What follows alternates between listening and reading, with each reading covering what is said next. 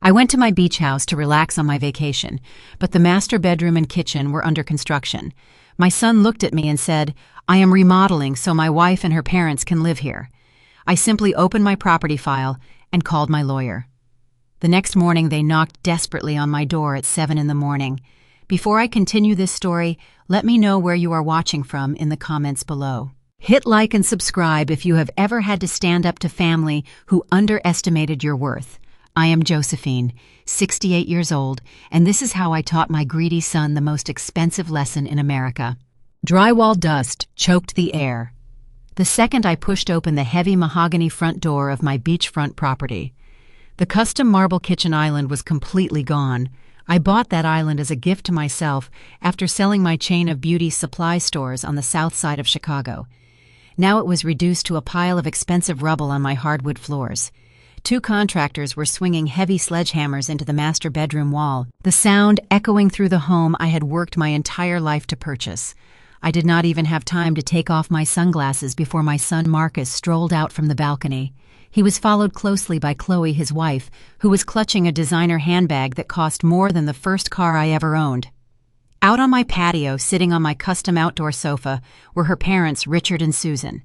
They were casually drinking my expensive vintage wine, completely ignoring the destruction happening inside my home. "Marcus, what on earth is going on in my house?" I demanded, stepping over a pile of shattered tile and standing my ground in the center of the living room. "Our house," Mom Marcus corrected casually, shoving his hands into his expensive linen pants pockets. "I am renovating the layout. Richard and Susan just lost their place in Atlanta to foreclosure. They went completely bankrupt. So they are moving in with us. You are getting older, and sitting alone in a massive 6-bedroom mansion is a complete waste of space anyway." I stared at the boy I had raised. I spent 40 years working 80-hour weeks selling hair products out of the trunk of my car so he could go to an Ivy League university without a single dime of student debt, and this was his gratitude. Richard and Susan, who had always looked down their noses at my self-made success because they came from old money, were now moving into my home after running their own finances into the ground. "Who gave you permission to destroy my property and move strangers into my home?" I stepped right up to Chloe, who lacked the decency to look ashamed of the chaos she had brought into my sanctuary. She actually smirked. Chloe reached into her oversized bag and pulled out a thick manila folder, tossing it carelessly onto a dust-covered side table. "Mother dear, have you forgotten?" Chloe asked, her voice dripping with that sweet, condescending tone she always used when she wanted to insult me. "Last month, when you were hospitalized for that minor transient ischemic attack, you signed a general power of attorney over to Marcus." I looked down at the paper sitting on the table. It had my signature, but I knew exactly what I had signed in that hospital room. I had only signed a temporary medical proxy for emergencies, just in case the mini-stroke worsened. There was absolutely nothing in that document about my financial assets, my bank accounts, or my real estate. They had switched the pages and forged the notary stamp to steal control of my life. "You are showing clear signs of severe cognitive decline." Chloe continued, leaning in close so I could smell her overwhelmingly sweet perfume.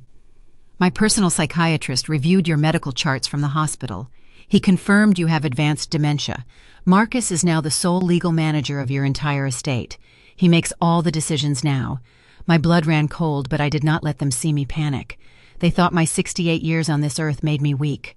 They thought a black woman who built an empire from scratch on the tough streets of Chicago would just fold because of a fake medical document.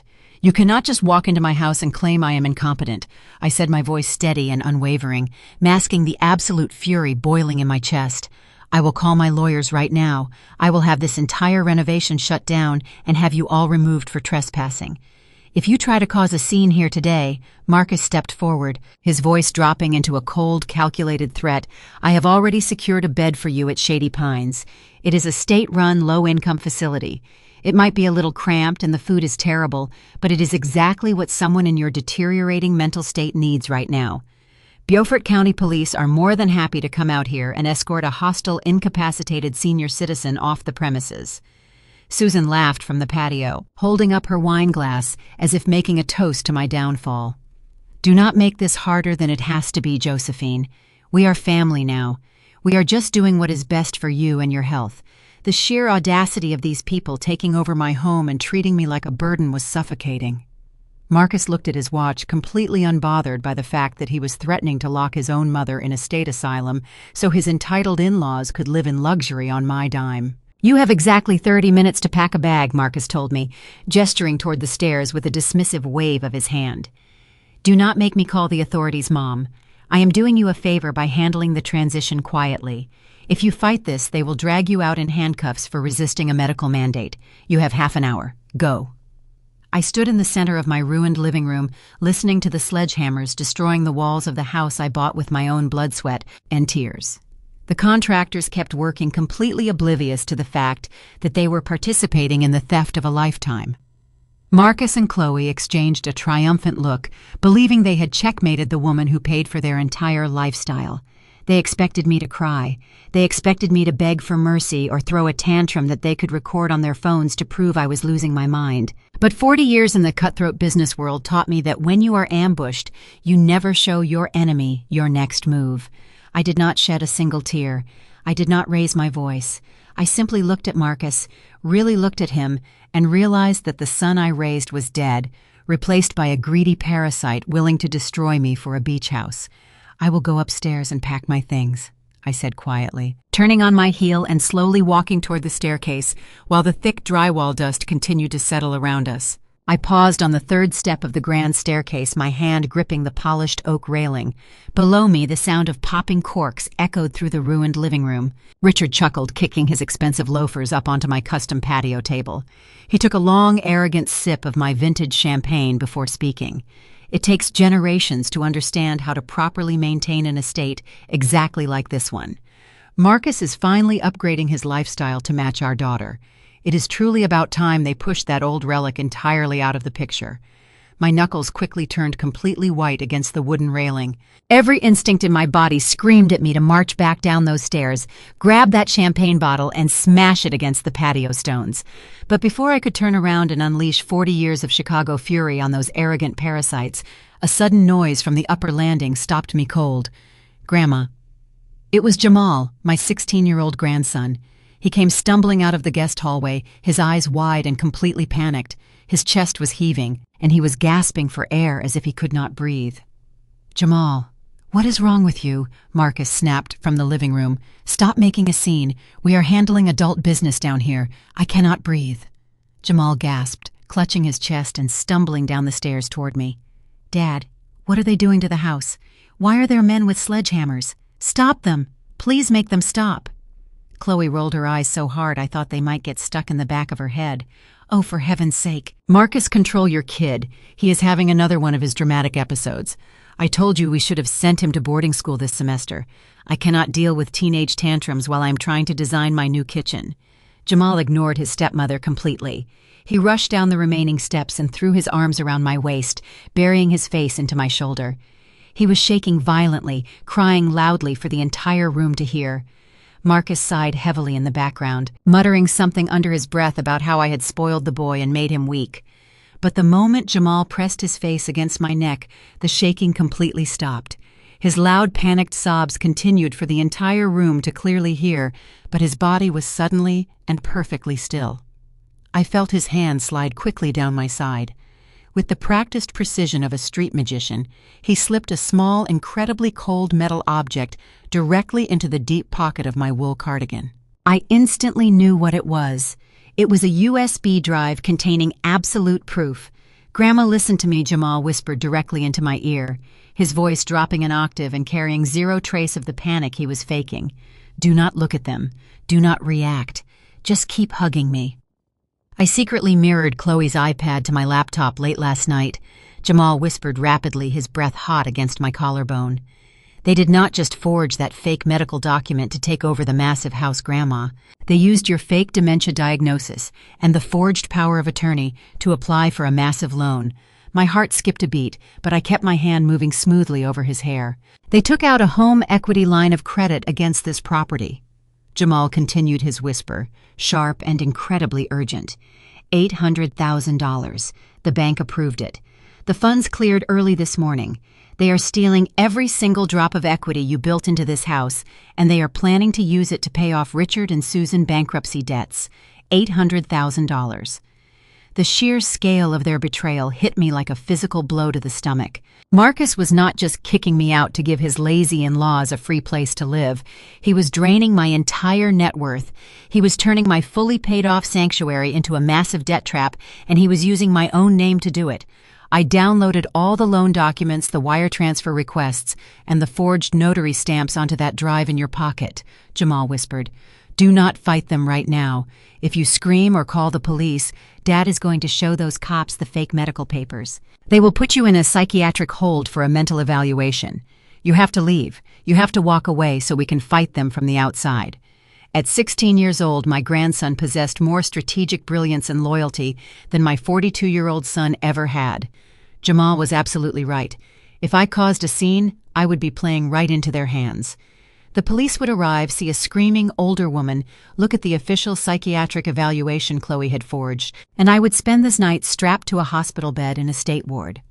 Once I was locked in the system as an incapacitated adult, Marcus would have total freedom to drain my remaining bank accounts. Okay, my sweet boy, I said aloud, making sure my voice trembled just enough to sound defeated. It is going to be okay. Grandma is leaving now. I pulled away from Jamal, giving him a tearful, heartbroken look that belonged on a movie screen. Jamal wiped his fake tears, playing his part perfectly, as he backed away and sat on the staircase, putting his head in his hands as if completely overwhelmed by grief. I turned to face Marcus and Chloe one last time. They were standing side by side in the dust, looking incredibly smug. They honestly believed they had broken me. They believed that by threatening me with an asylum, they had stripped away my power, my voice, and my dignity. I reached into my handbag and pulled out my heavy brass house keys. I did not throw them. I did not hand them over. I simply let them slip through my fingers. They hit the hardwood floor with a sharp, heavy clank, kicking up a small cloud of white drywall dust. Enjoy the renovation, I said, my voice barely above a whisper. I turned around and walked out the front door without looking back. I did not pack a bag. I did not take any clothes or family photos. I just kept walking down the long driveway toward my car. The hot South Carolina sun beat down on my shoulders, but my blood felt like ice. Behind me, I could hear the muffled sound of laughter echoing from the patio. Richard and Susan were loudly congratulating Marcus on handling the situation so smoothly. Chloe was already yelling at the contractors to get back to work on smashing my master bathroom. They were celebrating the ultimate victory, popping champagne over the grave of my independence. They thought they had secured an $800,000 payday and a free luxury mansion on the ocean. I unlocked my car, opened the driver's side door, and slid into the leather seat. I kept my eyes fixed straight ahead, making sure my expression remained blank, just in case Chloe was watching me from the upstairs window. I started the engine. The powerful motor roared to life, masking the quiet click of the rear passenger door opening and closing. I slowly glanced up at my rearview mirror. Jamal was crouched low in the back seat, his backpack clutched tightly to his chest, his laptop safely tucked inside. He had slipped out through the side garage door, while Marcus and Chloe were busy celebrating their stolen wealth. He looked up at my reflection in the mirror and gave me a sharp, determined nod. They truly thought they had outsmarted a defenseless, tired old woman. They were completely blind to the fact that I was driving away with the absolute smartest person in that house, holding a digital weapon that was going to tear their lives apart. The moment the gates disappeared in my rearview mirror, Jamal sat up in the back seat and pulled his laptop from his backpack. I kept both hands on the wheel and drove at the speed limit, refusing to give Marcus or Chloe any excuse to claim I was fleeing in a panic. For the first few miles, neither of us spoke. Then Jamal plugged the USB drive into his computer and opened the folders he had copied from Chloe's iPad. The screen filled with loan applications, scanned identification cards, wire instructions, and a chain of messages between Chloe and her parents. He turned the laptop toward me at a red light. The $800,000 from the home equity line of credit had not been left in a local account to pay for renovations. It had already been wired to an account in the Cayman Islands under Richard and Susan's names. The transfer memo was disguised as repayment of a private family loan, and attached to it were authorization forms carrying my forged signature and a notary stamp that did not belong on any document I had ever signed. Jamal had also saved the metadata showing when the files were created and edited. Chloe had prepared the package before I even arrived at the beach house. This was not an impulsive act. They had expected to declare me incompetent, take control of the property, drain the equity, and then leave me trapped in a facility while they enjoyed the money. I pulled into the parking lot of a quiet waterfront hotel and stopped beneath the covered entrance before making the call I had been holding in since the driveway. David answered immediately. I told him not to speak until I finished, then gave him the facts in order: forged medical evaluation, forged general power of attorney, $800,000 HELOC offshore transfer, and digital records preserved by Jamal. David's tone changed the moment I mentioned the property. He reminded me of the asset protection plan we had put in place 5 years earlier when Marcus's reckless investments convinced me that my estate needed a wall around it. The Hilton Head House had been transferred into an irrevocable generation-skipping trust for Jamal. I remained the managing trustee, but I no longer owned the house personally.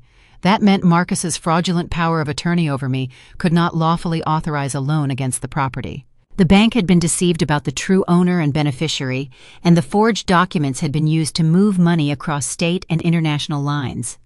I told David to activate the trust protocol exactly as we had designed it, notify the bank's fraud department, preserve every account record alert, the trust's institutional custodian, freeze any account that could still be reached through my credentials, and send the evidence to the appropriate federal financial crimes contacts. I wanted no angry confrontation, no warning call, and no opportunity for anyone to delete a file. Jamal sat beside me in the hotel lobby, while David worked through the first round of calls. Every few minutes, another confirmation arrived. The bank placed an emergency hold on the disputed loan file. The trust custodian confirmed in writing that neither Marcus nor any holder of a power of attorney over me had authority to encumber the house. David forwarded the forged notary materials and the wire information to federal investigators and requested an immediate trace on the Cayman account. He also instructed me not to return to the property. Until the fake dementia report was neutralized, any face-to-face argument could still be twisted into evidence that I was confused or unstable. For once, doing nothing in public was the most aggressive move available to me. I checked us into a suite under the reservation David arranged, and Jamal used the secure hotel network to make 3 encrypted copies of the evidence. One went to David, one went to a protected cloud vault, and one remained on the USB drive. I watched my grandson work with a concentration far beyond his 16 years and felt something inside me settle. Marcus had spent his whole life assuming money was power. Jamal understood what I had learned building a business from the trunk of a car: records were power. A signature, a timestamp, a deed, and a bank trail could defeat a room full of liars. Before sunset, David called again. The federal trace had located the $800,000, and an emergency request was moving to restrict the offshore funds before they could be shifted again. He warned me that the next morning would be loud. The bank would confront the fraudulent loan investigators, would begin serving preservation and search orders, and anyone who had relied on the fake documents would realize that the house they thought they controlled had never legally belonged to me. I stood at the window with the Atlantic stretching dark beyond the glass and listened without celebrating. My son had chosen this. Chloe had chosen this. Richard and Susan had chosen this. I had not created a trap for innocent people. I had simply protected an asset they were arrogant enough to steal. Jamal asked whether Marcus would call when he discovered the truth. I told him I was certain of it. Men like Marcus were brave only while they believed someone else would absorb the consequences. The moment the consequences carried their own name, they reached for the person they had betrayed. I placed my phone on the bedside table, ordered room service for the morning, and told Jamal to get some sleep. At 7 o'clock, I expected the first domino to fall. Before I turned off the lamp that night, Jamal and I reviewed the evidence one final time, not because I doubted him, but because I had spent 4 decades learning that confidence without verification was how people lost companies, homes, and families. We compared the forged power of attorney with the genuine medical proxy from the hospital. The signatures looked similar at first glance, but the page numbering was wrong. The witness block had been reformatted, and the notary information did not match the document I had actually signed. Jamal opened the HELOC file and showed me the upload history. The application had been created before my hospital discharge, revised after Chloe obtained a copy of my identification, and submitted only after Dr. Miller's false dementia evaluation appeared in their shared folder. Every step formed a timeline. David told us to preserve that timeline exactly as it was, because a clean chain of evidence would matter more than any angry speech I could give. He also warned me not to contact Marcus, Chloe, Richard, or Susan first. Let them speak, he said. Let them explain themselves without knowing what you already have. I understood immediately. Greedy people often confessed when they believed they were still in control. I put the USB drive in the hotel safe, left the encrypted copies where David instructed, and wrote down the trust account numbers on paper in case anyone tried to disable our devices. Jamal watched me and asked whether I was scared. I told him fear was useful when it made you careful, but useless when it made you reckless.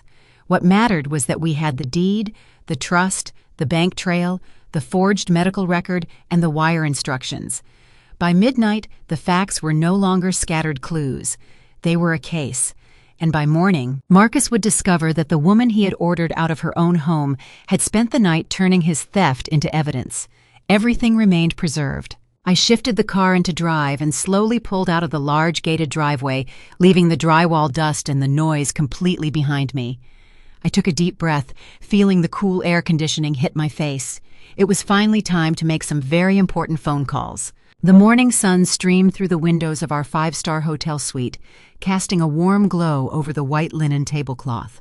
Room service had just delivered a lavish breakfast spread: freshly squeezed orange juice, Belgian waffles, smoked salmon, and dark roast coffee. Jamal sat across from me, digging into a plate of scrambled eggs with the ravenous appetite that only a 16-year-old boy could muster. For the first time in 24 hours, the heavy weight of betrayal had lifted from my shoulders, replaced by calculating clarity. We were safe. The storm I had unleashed was brewing miles away, and I was comfortably sitting in the eye of the hurricane. At exactly 7 a.m, my cell phone began to vibrate against the mahogany table. The screen lit up, flashing a name I had spent the night erasing from my heart: Marcus. I did not pick it up immediately. I calmly reached for my silver coffee pot, poured a cup of dark roast, and added a cube of sugar. The phone stopped vibrating for a brief second, only to start buzzing again. He was terrified. He was finally waking up to the reality of the nightmare he created for himself. I let it ring a third time before I finally swiped to answer. I pressed the speaker button and set the phone down so Jamal could hear every single word. Mom, Marcus screamed into the receiver, his voice stripped of every trace of yesterday's confidence. Through the speaker, I could hear boots crossing the hardwood floors, radios crackling, and Chloe arguing somewhere in the background. Federal agents had arrived with emergency preservation and search orders tied to the disputed loan, and bank investigators were freezing access while records were secured. "Good morning, Marcus," I said. "I hope the renovation is going well." He ignored the sarcasm. "Agents are in the house, Mom." The bank froze everything. "They are saying the $800,000 loan may be fraud. Tell them I had permission. Tell them about the power of attorney." I set down my coffee while Jamal leaned closer.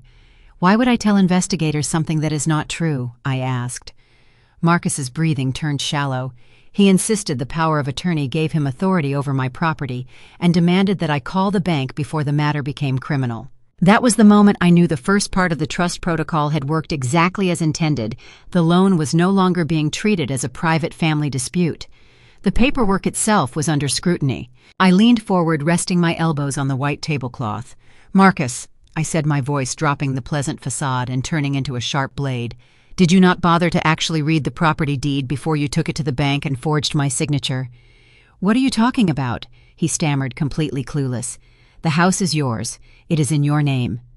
"No, Marcus, it is not," I replied coldly. 5 years ago, when you started making terrible financial investments, I realized I needed to protect the empire I built.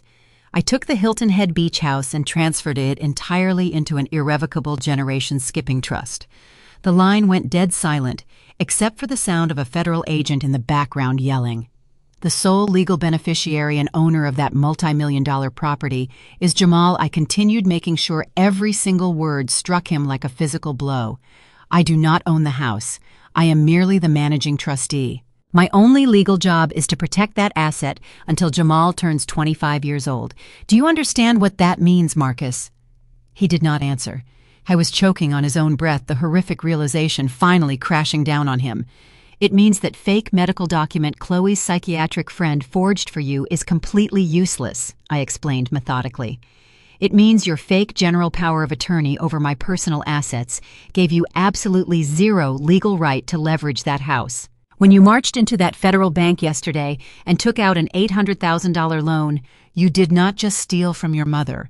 You committed massive financial fraud against a protected trust fund, and you lied to do it. "Mom, please," Marcus sobbed. The sound of a grown man crying for his mother after trying to throw her into a state asylum was utterly pathetic.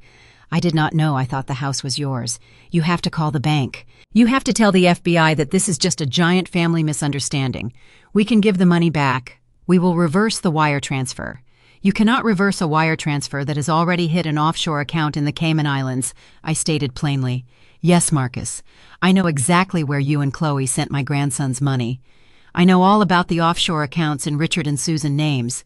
My corporate lawyers activated a federal trace the second I walked out of that house yesterday. You honestly did not think I would leave my property without a backup plan, did you?" Jamal sat across from me, a fierce look of pride shining in his eyes. He had been the one to find the offshore transfer, and he was watching me execute a flawless legal checkmate. "Mom, I am begging you," Marcus pleaded, his voice breaking.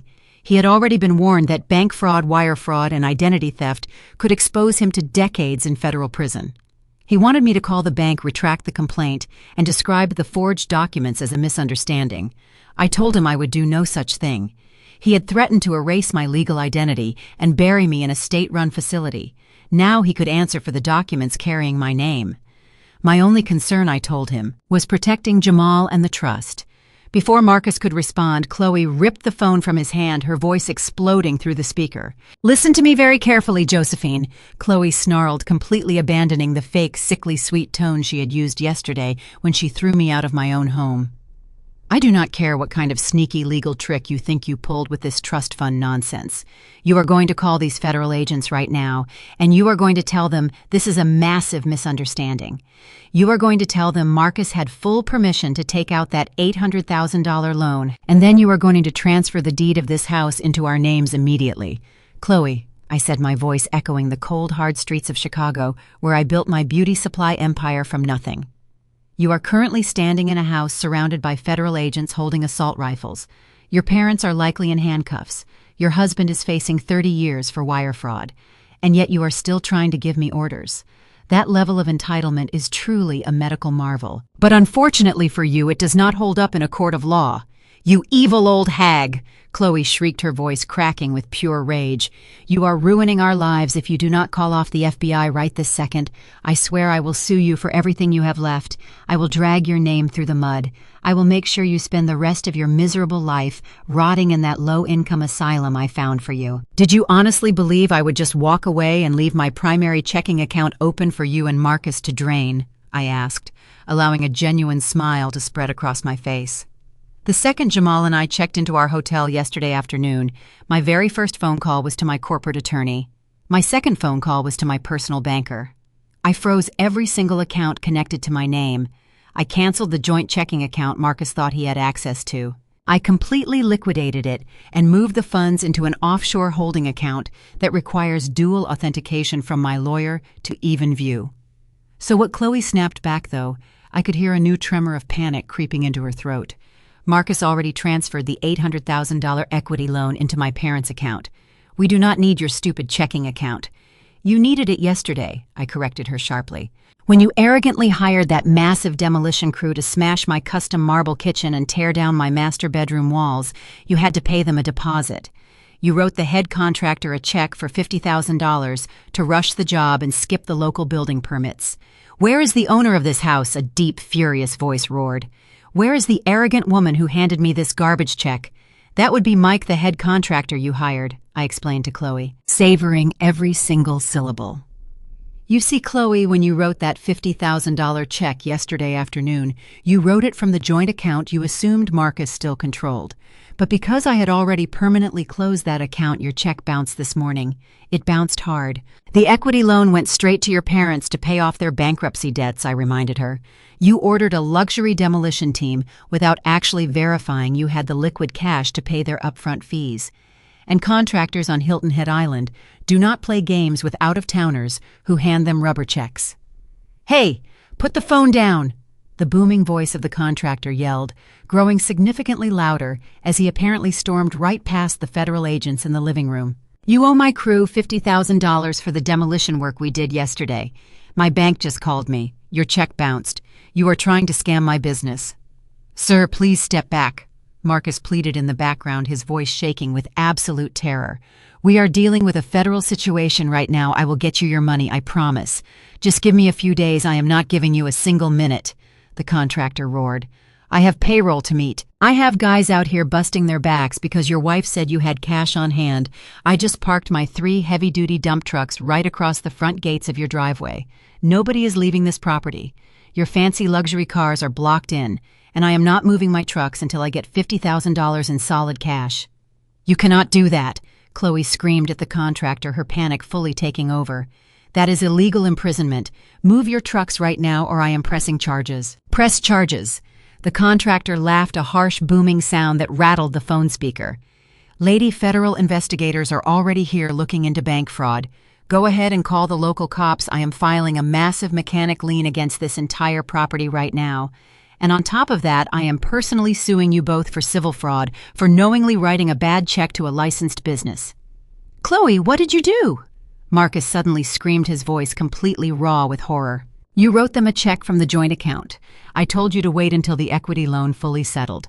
I told you not to rush the demolition. I wanted the new kitchen started immediately. Chloe shrieked back at him, completely losing her mind. You told me we had total control of her assets. You told me your mother was a weak old fool who would just roll over and disappear. You said the money was guaranteed. I never told you to write a $50,000 check we did not have the cash to cover. Marcus roared, the sound of their marriage instantly dissolving into a vicious, hateful civil war. You just handed this contractor the right to sue us for civil fraud on top of the federal charges. You completely ruined my life, Chloe. The FBI is going to put me in a cage for 30 years because of your greedy family. Do not you dare blame my family for this, Chloe screamed, her voice reaching an ear-piercing pitch. You are the one who forged her signature on the bank documents. You are the one who lied to the notary. I am going to tell these federal agents everything. I will testify against you, Marcus. I will tell them this was entirely your idea. I will tell them your parents took the money, Marcus screamed back. I will tell the feds you orchestrated the entire offshore transfer. I sat at the breakfast table, calmly buttering a piece of perfectly toasted sourdough bread. Jamal was grinning from ear to ear, silently cheering as he listened to his treacherous father and wicked stepmother tear each other to absolute shreds. The loud, aggressive barking of police dogs, the furious yelling of the scammed contractor, and the vicious screaming match between Marcus and Chloe created a beautiful symphony of destruction. Marcus, I said, my voice cutting through their screaming match with absolute authority. You wanted to put me in a state asylum because you thought I was useless. I told him, my tone completely devoid of mercy. But I built my empire by destroying people 10 times smarter and 10 times tougher than you and your arrogant wife. You tried to bury me, Marcus. But you forgot that I am the one who owns the shovel. Without waiting for his response, I pressed the red button on my screen and ended the call entirely. I turned my phone completely off, took a bite of my toast, and looked across the table at my grandson. The dominoes were falling perfectly exactly as I had meticulously planned them out. Suddenly, a sharp chime echoed from Jamal's laptop. It was a high-pitched notification sound, one that indicated an urgent encrypted message. Jamal's smile instantly vanished. His brow furrowed as he rapidly clicked through a series of dark windows on his screen. He had mirrored Chloe's personal iPad late last night, giving us a front-row seat to her entire digital life. Jamal shook his head, his eyes scanning the intercepted text messages. It is not Chloe. It is her parents. Richard and Susan are messaging her from a different number. They must have slipped away from the federal agents at the house during the confusion with the angry contractor. Jamal leaned closer to the screen. The message is from Richard. He says, Chloe, do not say a single word to the feds. Blame everything entirely on Marcus. Tell them Marcus forged the documents and forced you to go along with it. We are leaving the beach house now. Leaving? I asked, my eyes narrowing. Federal agents are swarming the property. How exactly do they plan on leaving? Jamal's fingers typed furiously as he traced the digital breadcrumbs. They called a private black car service 10 minutes ago. They snuck out through the back garden gate while the head contractor was screaming at your front door. But Grandma, look at this. They are not just leaving the house, they are leaving the country. Jamal pulled up a confirmation receipt that had just hit Chloe's email inbox. Richard and Susan had used part of the stolen $800,000 to book 2 one-way first-class tickets to Nassau, Bahamas, departing from Hartsfield-Jackson Atlanta International Airport later that afternoon. They had chosen Atlanta because it offered a direct international route and enough time to reach the terminal by car. "Why the Bahamas?" Jamal asked, looking up from his screen with genuine confusion. "Because Richard is a bankrupt coward, but he understands offshore banking laws." I explained, my mind already shifting into corporate warfare mode. The Bahamas has notoriously strict bank secrecy laws. If they manage to land in Nassau, they can transfer that stolen $800,000 into an untouchable offshore trust before the American authorities can fully freeze it. Once the money is hidden in that system, getting it back will take years of international litigation. They are trying to secure their stolen retirement and leave your father holding the bag. I stood up from the breakfast table, smoothing out the front of my silk blouse. "They are not getting away with a single dime, Jamal. I did not spend 40 years fighting off ruthless distributors and greedy corporate sharks in Chicago just to let 2 lazy socialites steal my grandson's future and fly to the Caribbean." I picked up my phone and immediately dialed David, my corporate attorney. He answered on the very first ring. Josephine, David said, his voice brisk and professional. "The federal financial search operation is underway. Agents are at the beach house securing records tied to the loan, and Marcus and Chloe have been separated for questioning while the bank freeze is verified. The contractor blockade has made it difficult for anyone to move vehicles or equipment, but no arrest decision has been made yet." "Marcus and Chloe are only part of the problem, David," I said. "We have a flight risk." Richard and Susan slipped out through the back garden and booked one-way first-class tickets to the Bahamas out of Atlanta. They are already in a private car heading inland, and the flight leaves later this afternoon. I heard David curse under his breath. If they board that plane and reach international airspace with the offshore account access keys, freezing those funds becomes a jurisdictional nightmare. "We need to stop them before they pass through the TSA security checkpoint. I will conference you in with Special Agent Reynolds right now," David replied. "Stay on the line." A few seconds of absolute silence passed before a stern, deep voice came onto the line. "Mrs. Morrison, this is Special Agent Reynolds with the FBI Financial Crimes Division. Your attorney just informed me we have a flight risk situation regarding the $800,000 wire fraud case." "Agent Reynolds," I said, maintaining perfect composure. "Richard and Susan are attempting to flee to Nassau. My grandson intercepted the flight confirmation. They are booked first class out of Hartsfield-Jackson Atlanta International Airport, and we have the reservation code and the vehicle information for the car taking them there." "Give me the flight number and the exact booking reference," the agent demanded. I looked at Jamal. He immediately read the alphanumeric booking code and the exact flight details aloud, his voice steady and confident.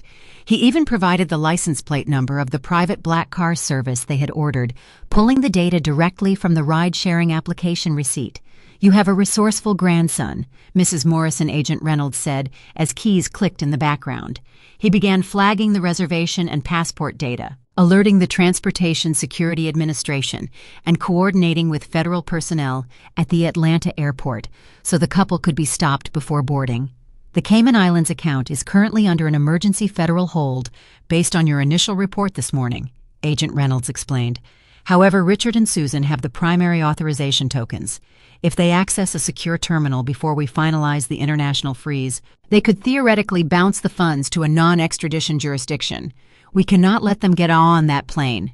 I am dispatching federal air marshals and local Port Authority police to intercept them at the terminal," the agent confirmed. "We will keep you updated. Do not confront them if they reach out to you." By late morning, Jamal had kept the black car's location pinned on his screen for hours. "They are 10 minutes from the Atlanta airport, Grandma," he finally said. "The traffic cleared after they passed downtown. If they keep moving, they will reach the terminal with just enough time to use the priority security lane." "Grandma," Jamal said softly, breaking the silence in the room, "why do you think Chloe's parents are leaving her behind? She is their only daughter." "Because thieves have no loyalty, Jamal," I told him, turning away from the window to face him. "When you build a life on greed and entitlement, you view everyone around you as a resource. Chloe viewed Marcus as a resource to get my beach house. Marcus viewed my fake dementia as a resource to get a massive loan. And Richard and Susan viewed Chloe as a convenient shield. They are leaving her behind to take the federal charges so they can live out their golden years on a tropical beach. It is the ultimate betrayal." Jamal shook his head in disgust. "It is pathetic. They are cowards. They are cowards who are about to hit a brick wall, I corrected him. Check the flight status. Jamal refreshed the airline page. The Nassau flight was boarding in 45 minutes. Richard and Susan were almost at the airport, which meant they would go straight from the car to the priority security lane and then to the first-class lounge. Good, I said, walking back to the breakfast table and pouring myself another cup of coffee. That means they will be perfectly trapped in a highly secure federal zone with absolutely nowhere to run. Jamal watched the tracking icon slide beneath the airport terminal label and stop. The vehicle just reached departures, he said. They are getting out now. I took a slow, deliberate sip of my coffee. The taste of victory was brewing, and it was absolutely delicious. The race against time was reaching its absolute climax. The federal trap was waiting for them at the security gate, and they were walking right into it, completely blind to the fact that the old woman they tried to discard was the one pulling all the strings. The black car's tracking icon settled at the departure curb of the Atlanta airport. Richard and Susan were finally inside the federal security net. I closed my laptop and grabbed my keys because Jamal and I still had work to do of our own. David needed my signature on federal affidavits at the United States District Courthouse near Hilton Head, so the fraud complaint trust records and offshore tracing request could be locked into the case file. We checked out of the hotel and drove toward the courthouse. The road should have felt like a victory lap. Instead, before we had gone 20 miles, both of our phones erupted with the same emergency alert. We were cruising in the middle lane when a jarring, high-pitched alarm suddenly ripped through the quiet interior of my car. It was not a normal ringtone. It was the shrill, unmistakable screech of an emergency broadcast alert. My cell phone vibrated violently inside the cup holder. A fraction of a second later, Jamal's phone erupted with the exact same deafening alarm. I kept my eyes on the highway, maintaining my speed and gripping the steering wheel tightly. Jamal grabbed his phone from his lap. His eyes widened in absolute horror as he read the emergency notification flashing across his screen. "Grandma," he gasped, his voice cracking with a sudden rush of pure panic. "It is an Amber Alert. It is an active regional Amber Alert for me. Read it to me right now," I commanded, checking my rearview mirror to make sure no one was tailgating us. Jamal swallowed hard, his hands shaking as he read the text out loud. Amber Alert. Be on the lookout for a 16-year-old black male, Jamal Morrison. He was abducted this morning by a 68-year-old black female, Josephine Morrison. The suspect is driving a silver luxury sedan, license plate number included. The suspect is currently suffering from a severe psychotic break due to advanced dementia. Do not approach the vehicle. The suspect is considered highly unstable and potentially dangerous. If spotted, contact Highway Patrol immediately. My blood turned to absolute ice. I did not need to ask how this happened. The puzzle pieces clicked together in my mind with terrifying speed. Chloe had realized that Marcus was going down for federal bank fraud. She had realized her parents were being intercepted at the airport. She knew that her entire life of stolen luxury was collapsing around her. But she also knew that I was the primary witness to the entire federal investigation. If she could eliminate my credibility, she might be able to stall the federal prosecutors. Chloe had taken that forged psychiatric evaluation, the fake medical document claiming I had severe dementia, and she had marched straight to the local police department. She filed a false report claiming I lost my mind, broken into the beach house, and kidnapped my own grandson. She knew the local police did not have access to the active FBI wire fraud investigation. The local cops only saw a terrified stepmother holding a signed medical document claiming a mentally unstable woman had stolen a child. Chloe had weaponized the police against me in a desperate, vicious counterattack. "Grandma, what do we do?" Jamal asked, whipping his head around to look out the back window. "Everyone on this highway just got that alert on their phones. Every single driver around us is looking for your license plate right now."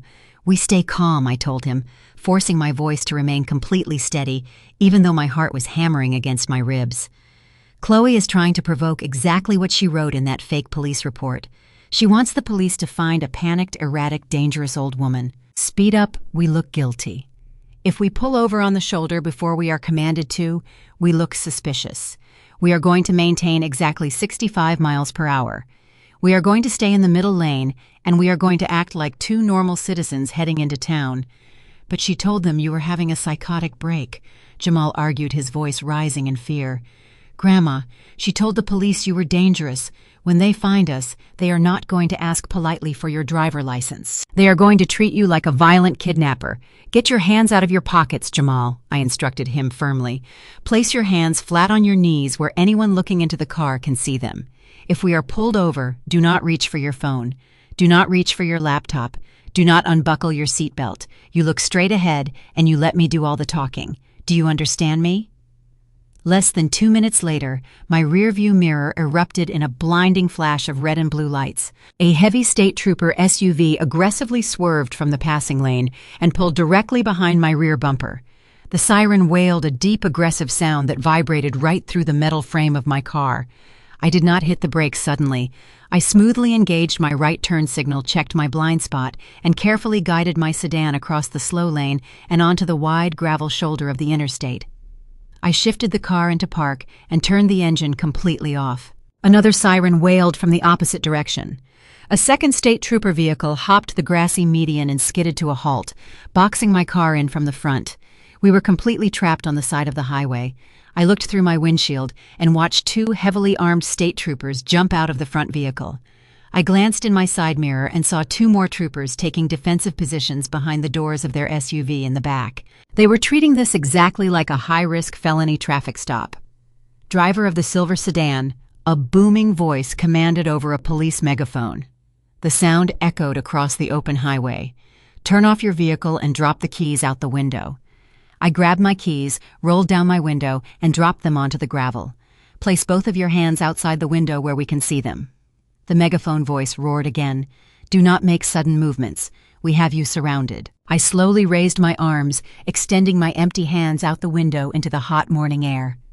Beside me, Jamal was breathing heavily, his eyes darting between the armed officers blocking our path. Grandma, they have their hands on their holsters. Jamal whispered, his voice trembling with genuine fear. Heavy boots crunched against the loose gravel of the highway shoulder. Through the side mirror, I watched 2 state troopers advancing on my vehicle with their service weapons drawn and leveled directly at us. The blinding Georgia morning sun reflected off their dark aviator sunglasses. They moved with the aggressive, adrenaline-fueled precision of men who believed they were walking into a deadly hostage situation.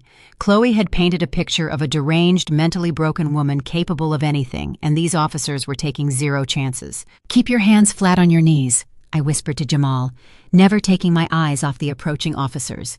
Breathe slowly. Let me do the talking. The lead trooper reached the driver's side door.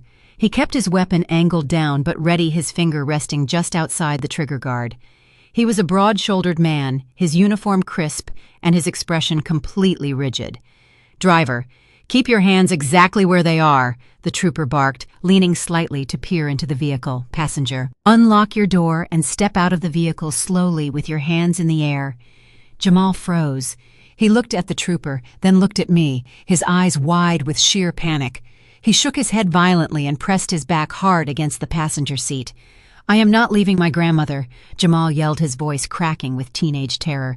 She did not kidnap me. You are making a mistake. Passenger, step out of the vehicle right now, the trooper commanded, raising his voice to cut through the highway noise. Do not make me ask you again, officer. I advise you to lower your tone and listen to me very carefully, I said. I did not yell. I did not panic. I projected my voice from my diaphragm using the exact same authoritative tone I used for decades to command boardrooms full of aggressive corporate executives in Chicago. I am not armed.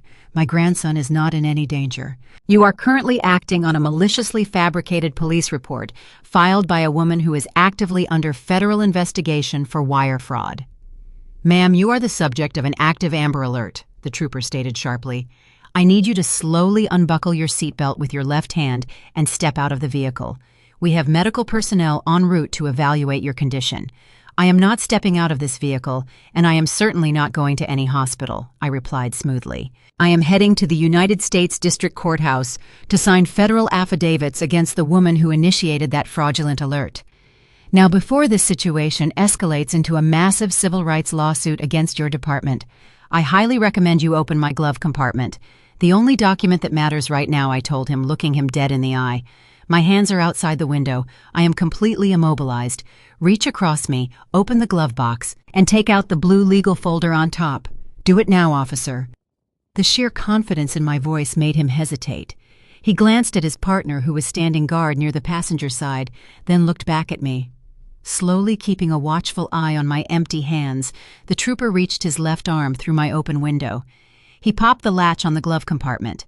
The small door fell open, revealing a thick, pristine blue folder sitting right on top of the vehicle registration papers. The trooper pulled the folder out, stepped back from the car, and opened it. I watched his eyes scan the heavy legal parchment inside. I watched his rigid posture slowly begin to change.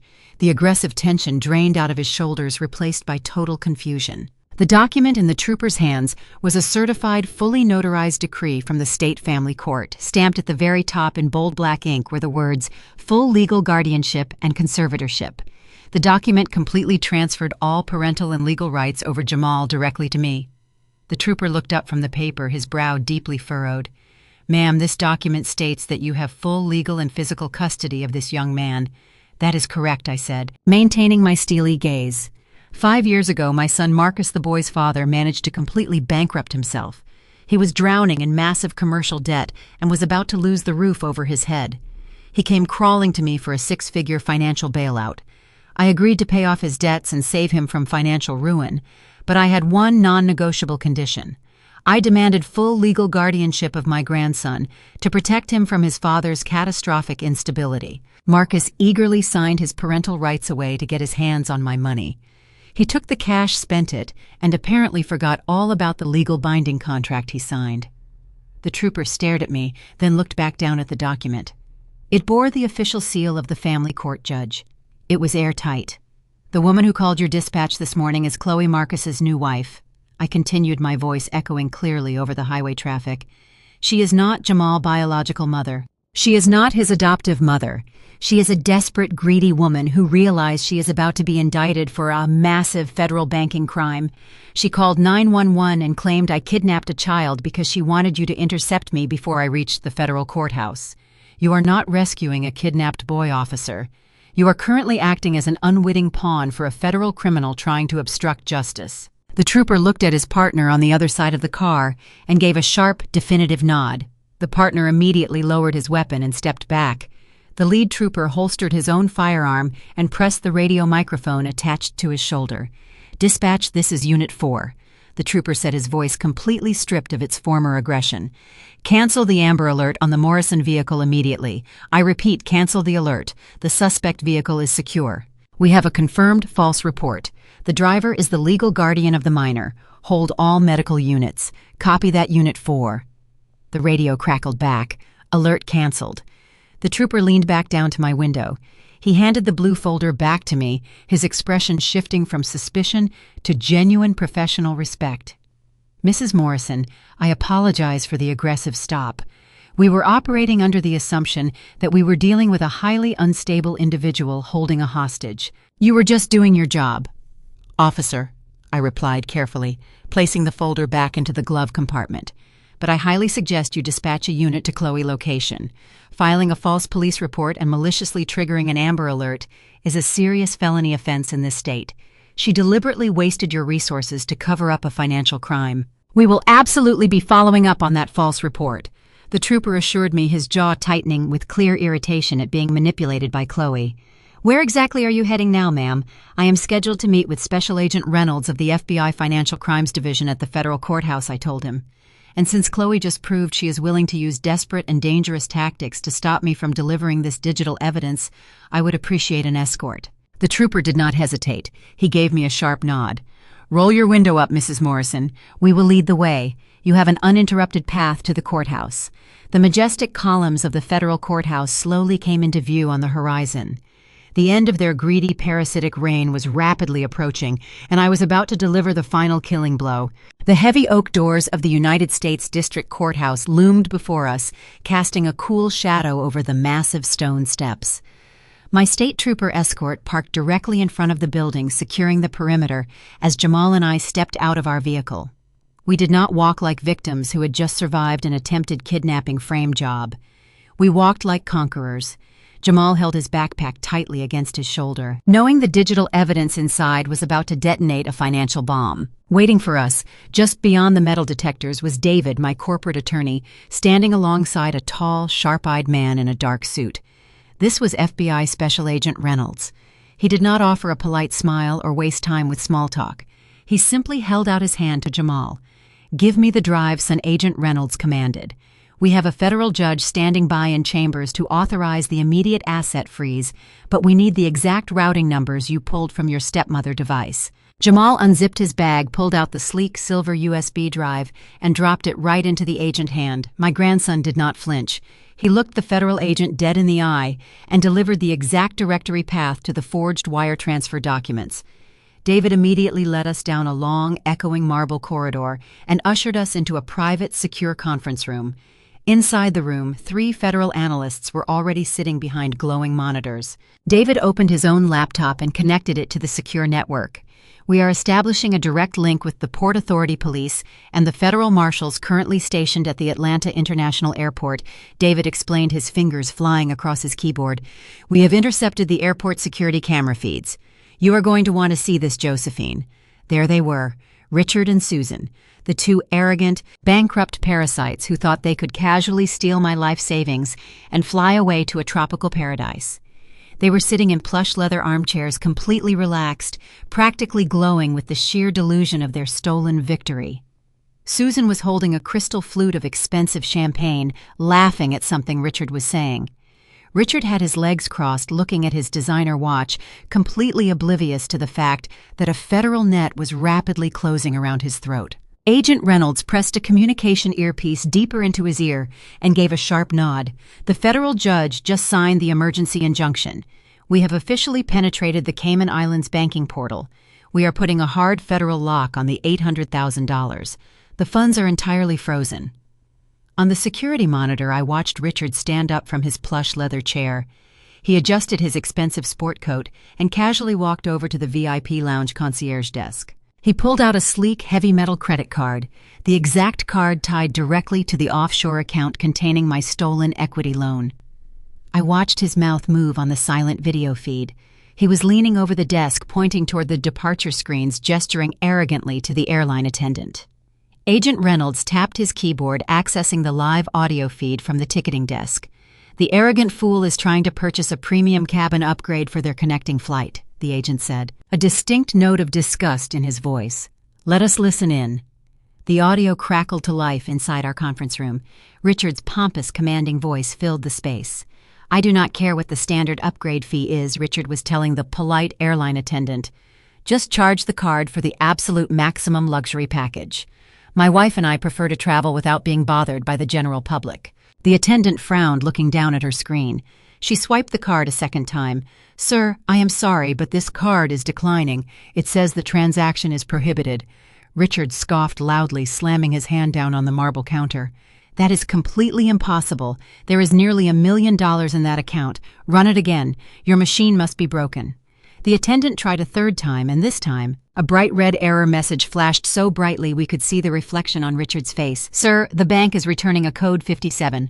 The account has been frozen by a federal mandate. Do you have another form of payment?" The color instantly drained from Richard's face. Through the high-definition camera, I saw pure, unadulterated terror strike him like a physical blow. He snatched the card out of the attendant hand and stumbled backward. He frantically pulled his cell phone from his pocket, his hands shaking so violently he nearly dropped it on the floor. He was trying to log into his offshore banking application. "The money is gone," Richard hissed at her, his eyes darting frantically around the terminal. "The account is locked. We need to board the plane right now. If we get to the Bahamas, we can call the bank managers directly. We have to leave immediately." Richard grabbed Susan by the arm, violently jerking her toward the exit of the VIP lounge. They abandoned their expensive luggage carts, grabbing only their passports and carrying bags. They were sprinting down the main airport concourse, desperately shoving past families and business travelers, trying to reach their departure gate before the invisible walls closed in completely. Agent Reynolds pressed his earpiece again. "Ground team, the suspects are on the move. They are heading toward Gate B22. Intercept and apprehend." The camera feed on our monitor automatically switched to a new angle showing the crowded boarding area at Gate B22. The flight to Nassau was currently in its final boarding phase. The jet bridge door was wide open. Freedom was exactly 50 feet away from them. Richard and Susan came sprinting into the frame, shoving a young couple out of their way. They rushed the boarding podium, aggressively waving their first-class tickets at the gate agent. "Let us through," Richard yelled, completely out of breath. "We are first-class passengers. We need to board this aircraft immediately." But before the gate agent could even scan their boarding passes, the trap violently snapped shut. From every single corner of the terminal, heavily armed federal air marshals and TSA security officers swarmed the gate. They moved with terrifying speed, cutting through the crowd and forming a solid, impenetrable wall of dark uniforms directly in front of the jet bridge. Richard Evans and Susan Evans, a towering federal marshal, bellowed, his voice silencing the entire terminal.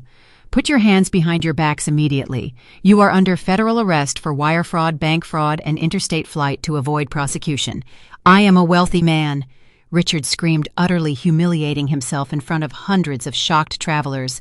"You cannot do this to me. This is a misunderstanding. My daughter is the one who handled the finances. She gave us the money." The federal marshals did not care about his excuses. Two agents grabbed Richard by the shoulders, forcefully spinning him around and slamming him face first into the boarding podium. The sharp metallic click of heavy steel handcuffs echoing over the audio feed was absolute music to my ears. Susan started screaming hysterically, thrashing her arms and kicking at the officers, which only resulted in her being wrestled to the floor and handcuffed right on top of the airport carpeting. "You cannot do this!" Susan wailed, her designer clothes covered in airport dirt, her expensive jewelry clanking against the handcuffs. "We are flying first class. We did nothing wrong." Hundreds of passengers had their cell phones out, recording every single second of the spectacular public humiliation. The wealthy, entitled socialites who had mocked my Chicago roots and tried to steal my hard-earned empire were now being frog-marched through the busiest airport in the country, completely stripped of their dignity and their stolen wealth. Agent Reynolds turned to me, offering a sharp, respectful nod. "The primary flight risks are secured, Mrs. Morrison. Your $800,000 is safely locked in federal holding and will be returned to your trust account shortly." Agent Reynolds closed his laptop with a sharp, definitive click. "The primary targets are officially in federal custody, Mrs. Morrison," he announced, turning to face me. "The marshals have secured their passports, their mobile devices, and the credit cards linked to the offshore accounts. The $800,000 is entirely safe. It will remain locked in a federal holding account until the judge authorizes the return transfer to your trust." David, my corporate attorney, leaned back in his chair and adjusted his glasses. "That brings us to Marcus and Chloe," he said. "The local FBI field agents in Hilton Head have them separated for questioning. Right now, Marcus believes he is the mastermind of this entire scheme. He still thinks he was the one pulling the strings when he marched into that bank yesterday." When I mirrored Chloe's iPad last night, I did not just look at the flight confirmations, Jamal explained, pulling his laptop back onto the conference table. I looked at the actual wire transfer authorization forms submitted to the Cayman Islands Bank. Marcus took out the home equity loan, yes, but he did not initiate the offshore transfer. Chloe did. Jamal nodded rapidly. She knew the federal authorities would eventually track the funds. If the money stayed in their joint account, she would go down with him. So she convinced him to let her handle the logistics. But when she submitted the wire transfer documents to the offshore bank, she did not put her name on a single page. She forged Marcus' signature on every single digital authorization. She legally tied him to the international movement of stolen federal funds. At that exact moment, my cell phone vibrated violently against the mahogany conference table. The caller identification flashed brightly on the screen. It was Marcus. I swiped the screen and pressed the speakerphone icon. "Marcus," I said, keeping my voice utterly devoid of any maternal warmth. "I assume you are calling to tell me how the kitchen renovation is going." "Mom," Marcus sobbed. It was a guttural, wretched sound of a completely broken man. It was not the angry, panicked yelling from this morning. This was the sound of total, catastrophic defeat. "Mom, please, you have to help me. She set me up. Chloe completely set me up." I leaned back in my chair, staring at the phone. "Take a breath, Marcus, and tell me exactly what you are talking about." "I am sitting in the back of an FBI vehicle." He wept, his voice cracking with hysteria. "The agents just separated us. They let me look at the bank portal to verify the frozen accounts. Mom, I looked at the wire transfer documents. I did not sign them. I swear to you on my life, I did not sign those international transfer forms. Chloe forged my signature. She forged my name to move the $800,000 to her parents. I maintained my icy composure. You are telling me that the woman you chose over your own mother, the woman you tried to steal my house for, just framed you for a federal financial crime. Yes, he wailed the horrific reality of his situation, crushing the last remnants of his arrogance, handling the paperwork to protect us. She told me she was shielding the assets, but she was shielding herself. She made it look like I was the sole mastermind behind the international money laundering mom. She was planning to leave me here to take the entire fall. She and her parents were going to run away with the money. I already know, Marcus, I stated flatly. My grandson discovered her forged digital signatures last night. We intercepted her parents at the Atlanta airport 20 minutes ago. They are currently in federal custody. I knew you married a parasite, I corrected him sharply. I knew you were arrogant enough to believe you were the smartest person in the room, and I knew she would use your blinding greed against you. You thought you were robbing me, Marcus, but Chloe was robbing you. She used your hands to hold the smoking gun. Mom, I am begging you, Marcus cried out, completely abandoning any remaining shred of dignity. You know the federal agents leading this case. You know the corporate lawyers. You have the power to stop this. I will do anything. I will testify against Chloe. I will stand up in federal court and tell the judge she orchestrated the entire thing. I will give them all the evidence they need to lock her away for decades, but you have to protect me. Yes, please, I will be your star witness, Marcus begged, desperation clawing at his throat.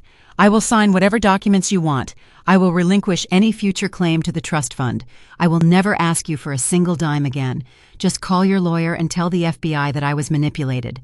Tell them I am a victim of Chloe financial abuse. You are my mother. You are supposed to protect me. Protect you. I echoed, my voice rising with the authoritative power of a woman who had spent 40 years building an empire from nothing. You want me to protect the man who handed his wife a fake psychiatric evaluation, claiming I had severe dementia. You want me to protect the man who stood in my ruined living room and threatened to lock me inside a low-income state asylum. I did not mean it, Marcus sobbed defensively. I was just trying to scare you into leaving. I never actually wanted to put you in a home. You were willing to destroy my entire legacy for a quick payday, I told him, refusing to offer even a sliver of comfort. You threw away my lifetime of sacrifice because you wanted to play rich man for a woman who was actively planning to abandon you to the authorities.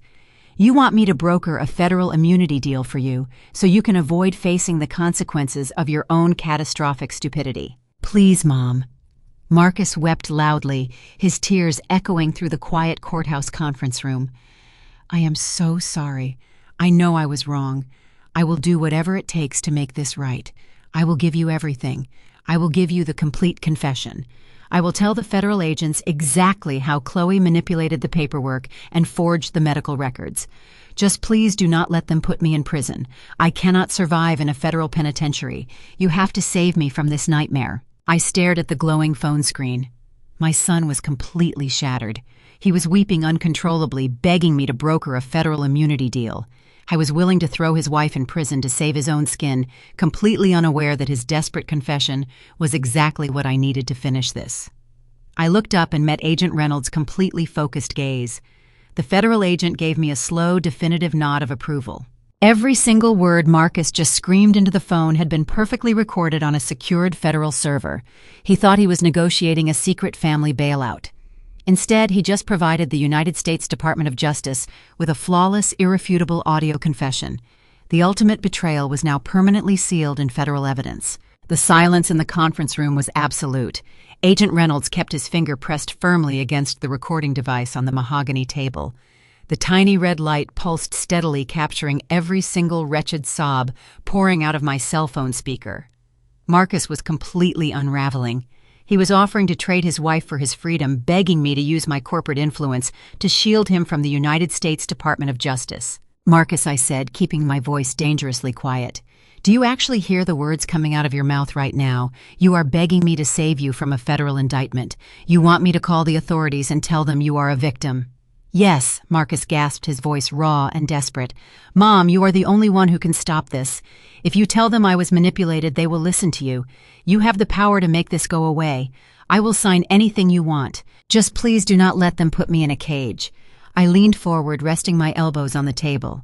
Let us take a walk down memory lane, Marcus. Let us talk about what I have already done to save you. Because it seems you have developed a severe case of amnesia regarding exactly how you got that tailored suit you are wearing right now.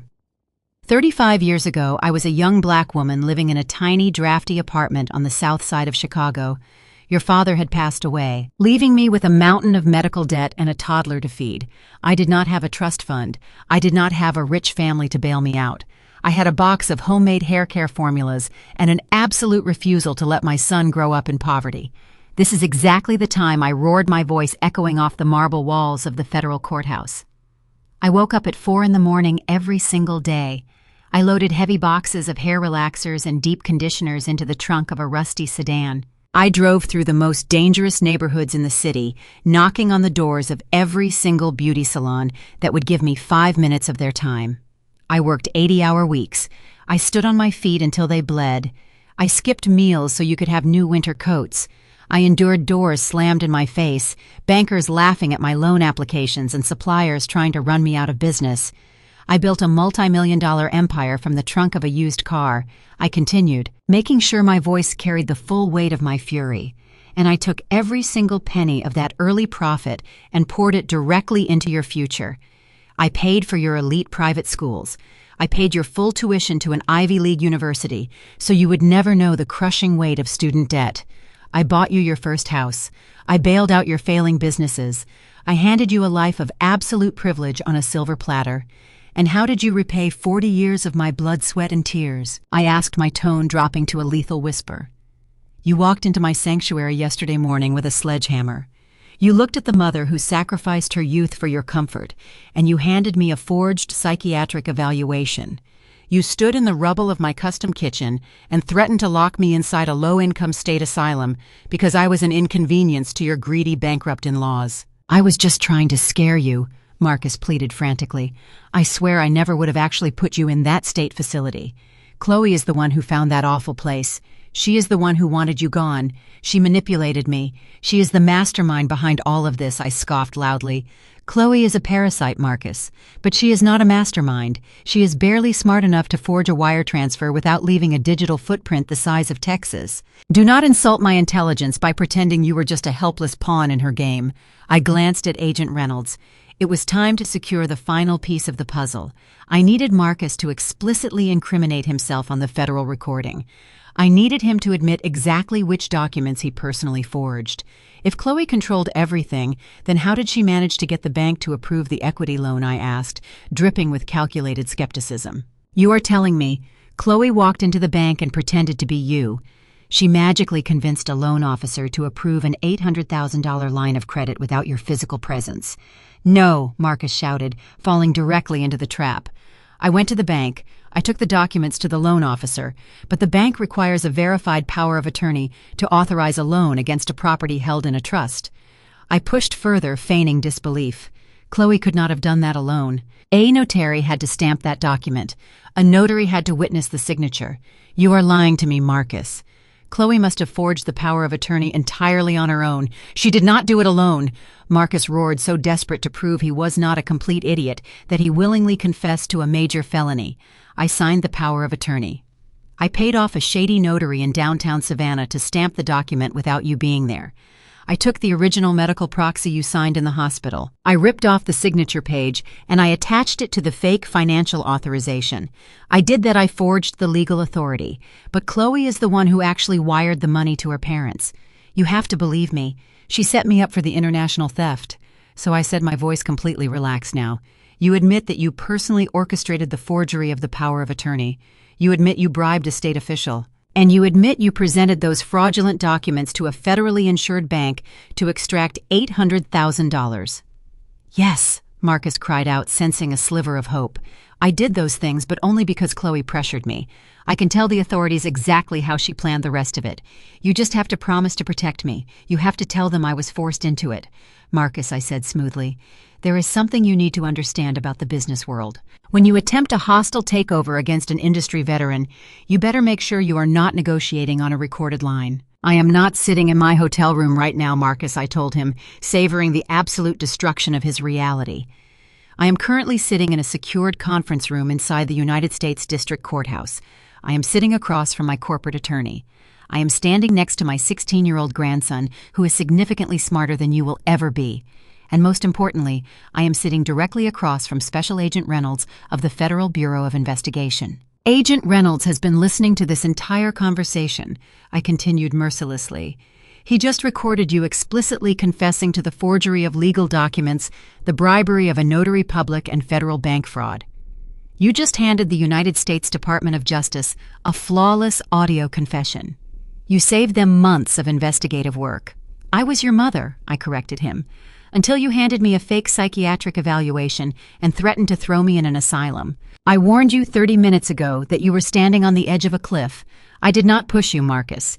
You sprinted off the edge entirely on your own. I reached forward and pressed the end call button.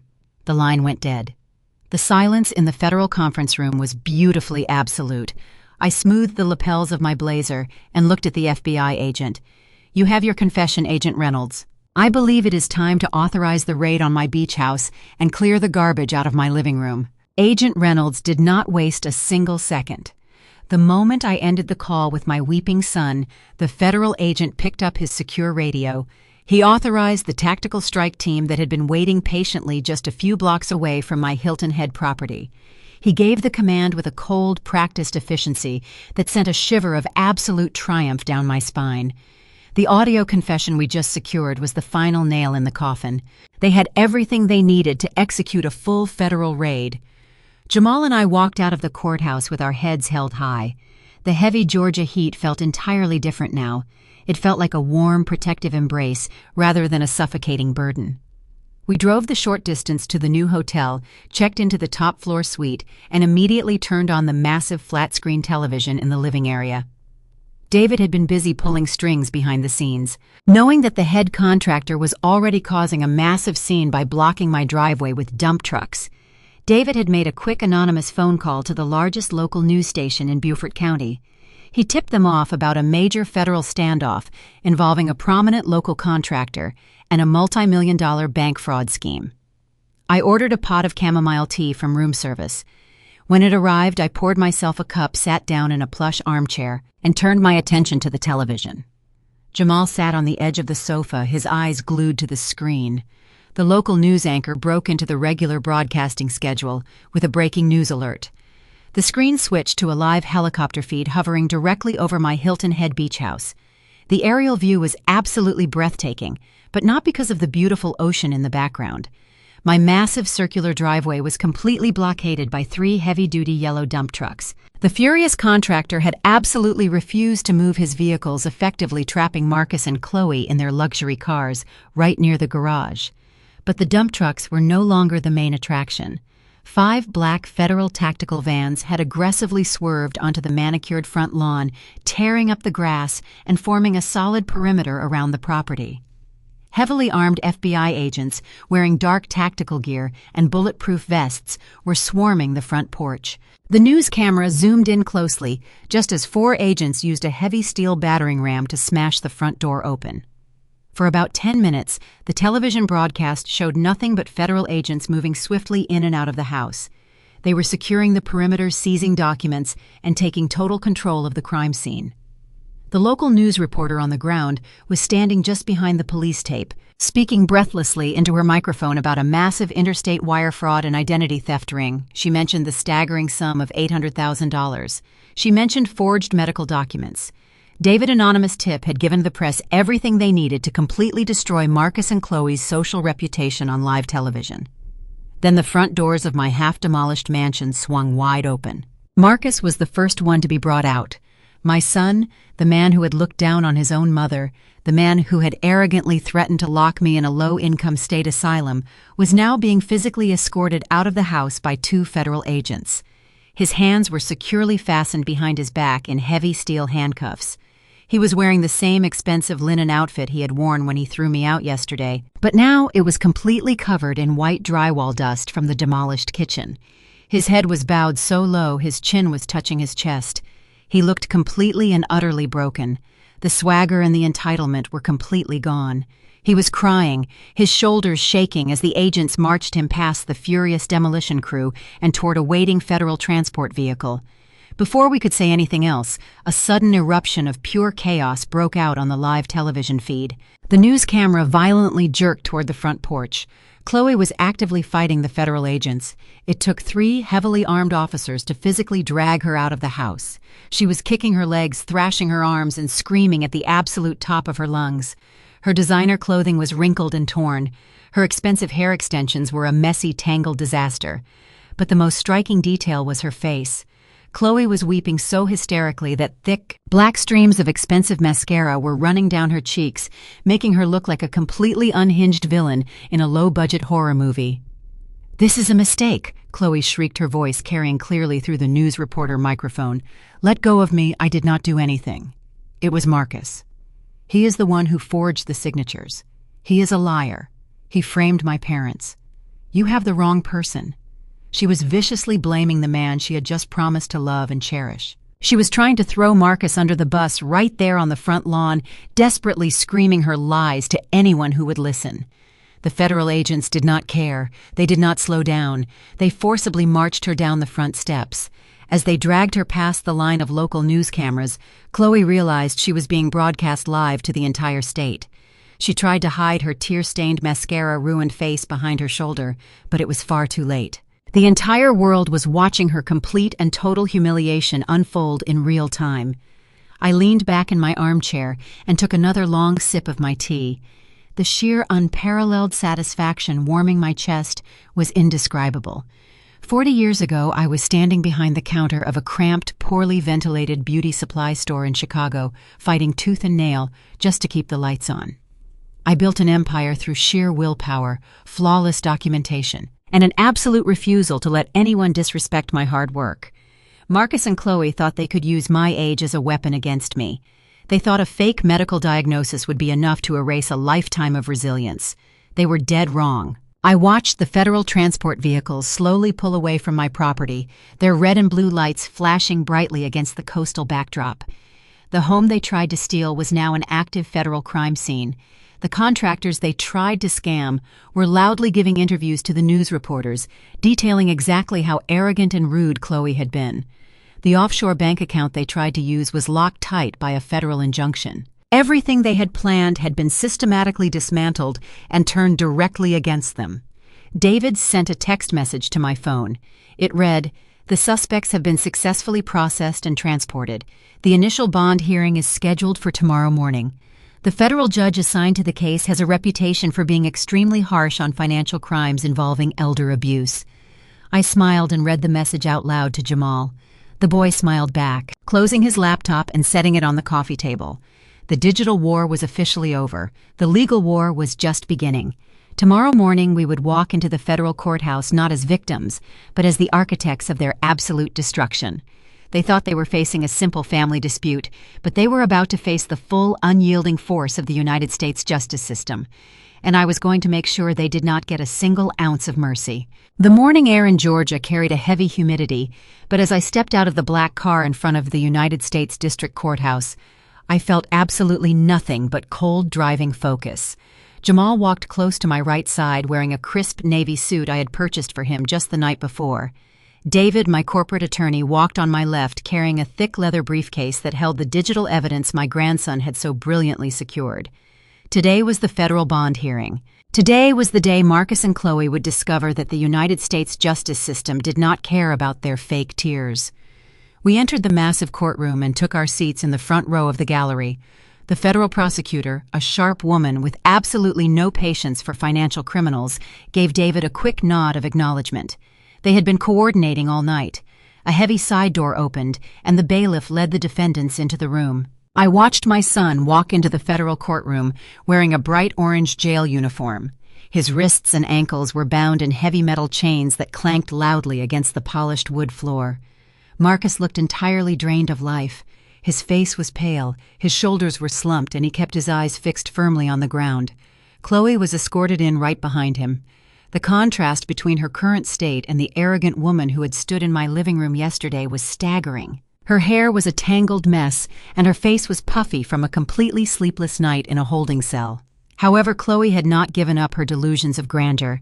Sitting at the defense table next to her was a man in an impeccably tailored custom suit. This was her high-priced defense attorney, a man named Sterling, likely paid for with the last remnants of her parents' hidden cash reserves before the federal freeze took total effect. "Your Honor," the defense attorney, Sterling began, stepping up to the podium with an incredibly smooth, practiced smile. "We are asking for immediate bail for my clients. What the prosecution is attempting to frame as a massive federal conspiracy is in reality nothing more than a tragic family misunderstanding. My clients were simply trying to help an aging mother manage a highly complex estate. My clients believed they were acting under a legally valid power of attorney." Sterling continued, his voice dripping with synthetic sympathy. "They relied on a legitimate medical diagnosis provided by a licensed psychiatric professional. There was absolutely no malicious intent to defraud a federal bank. They simply misunderstood the intricate structure of the Generation Skipping Trust. They have deep ties to this community's zero criminal history, and they are absolutely not flight risks.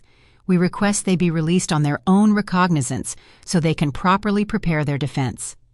The federal prosecutor stood up, but she did not walk to the podium. Instead, she turned to my attorney. "Your Honor, the government yields its time to the victim legal counsel, Mr. David Rollins, who has brought forward evidence that directly shatters the defense's entire argument." "Your Honor," David said, his voice echoing with absolute authority, "the defense claims that Marcus and Chloe relied on a legitimate medical diagnosis to justify their actions. They claim this was a tragic mistake born out of concern for my client's cognitive health. We are prepared to prove right now that the medical document in question was not a mistake. It was a purchased, fabricated weapon used to facilitate federal wire fraud." Chloe's high-priced attorney immediately jumped to his feet. "Objection, Your Honor. This is a bond hearing, not a trial. The victim counsel is making baseless allegations without calling witnesses. I actually have the witness waiting in the hallway right now," David fired back instantly.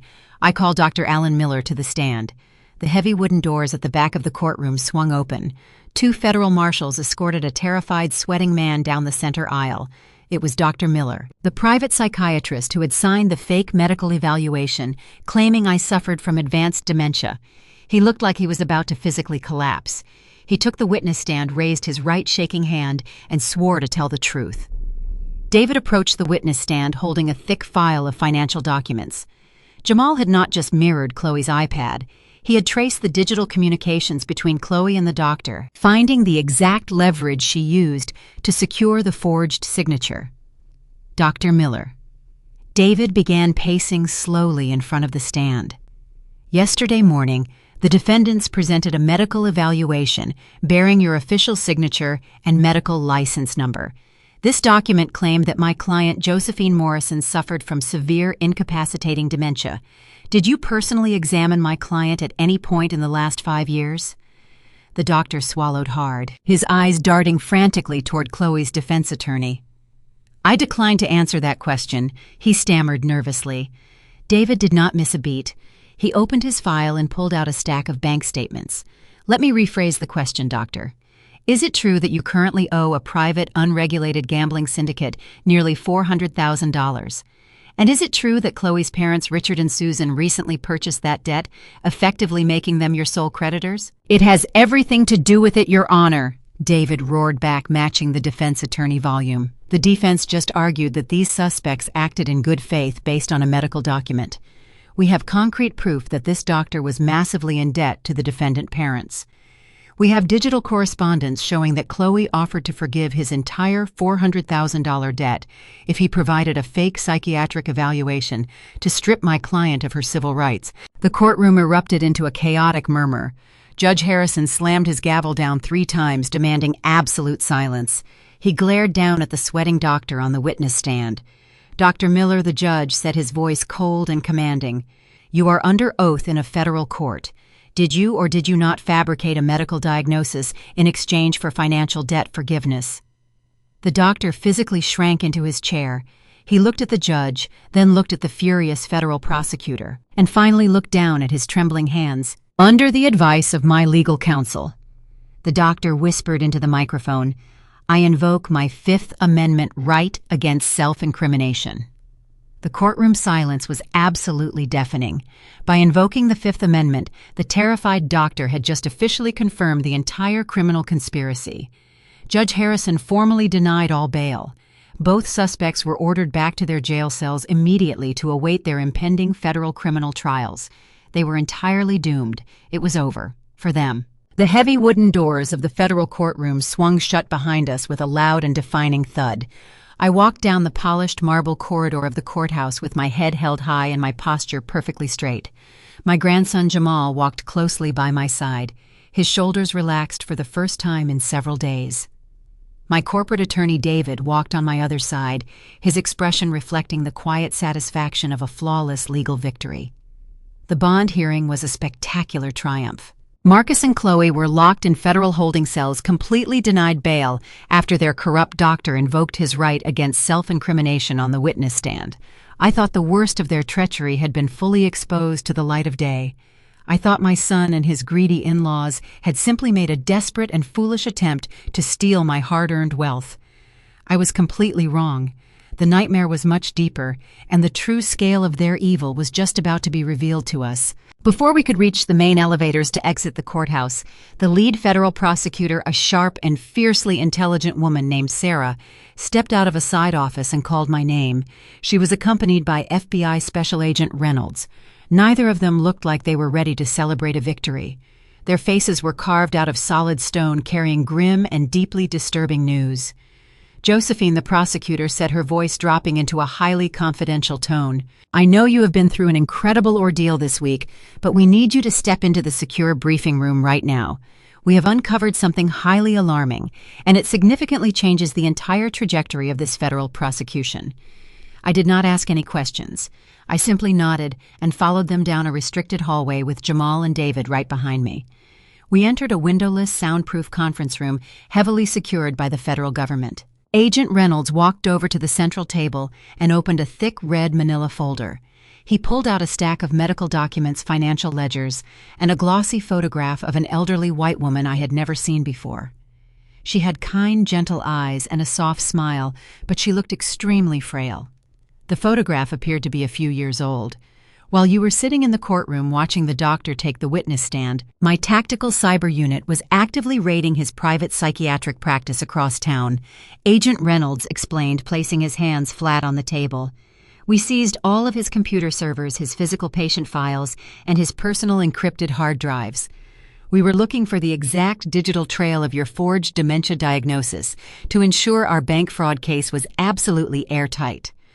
But we found something else hidden deep inside a restricted digital vault on his primary computer network." Prosecutor Sarah stepped forward, picking up the glossy photograph of the elderly woman.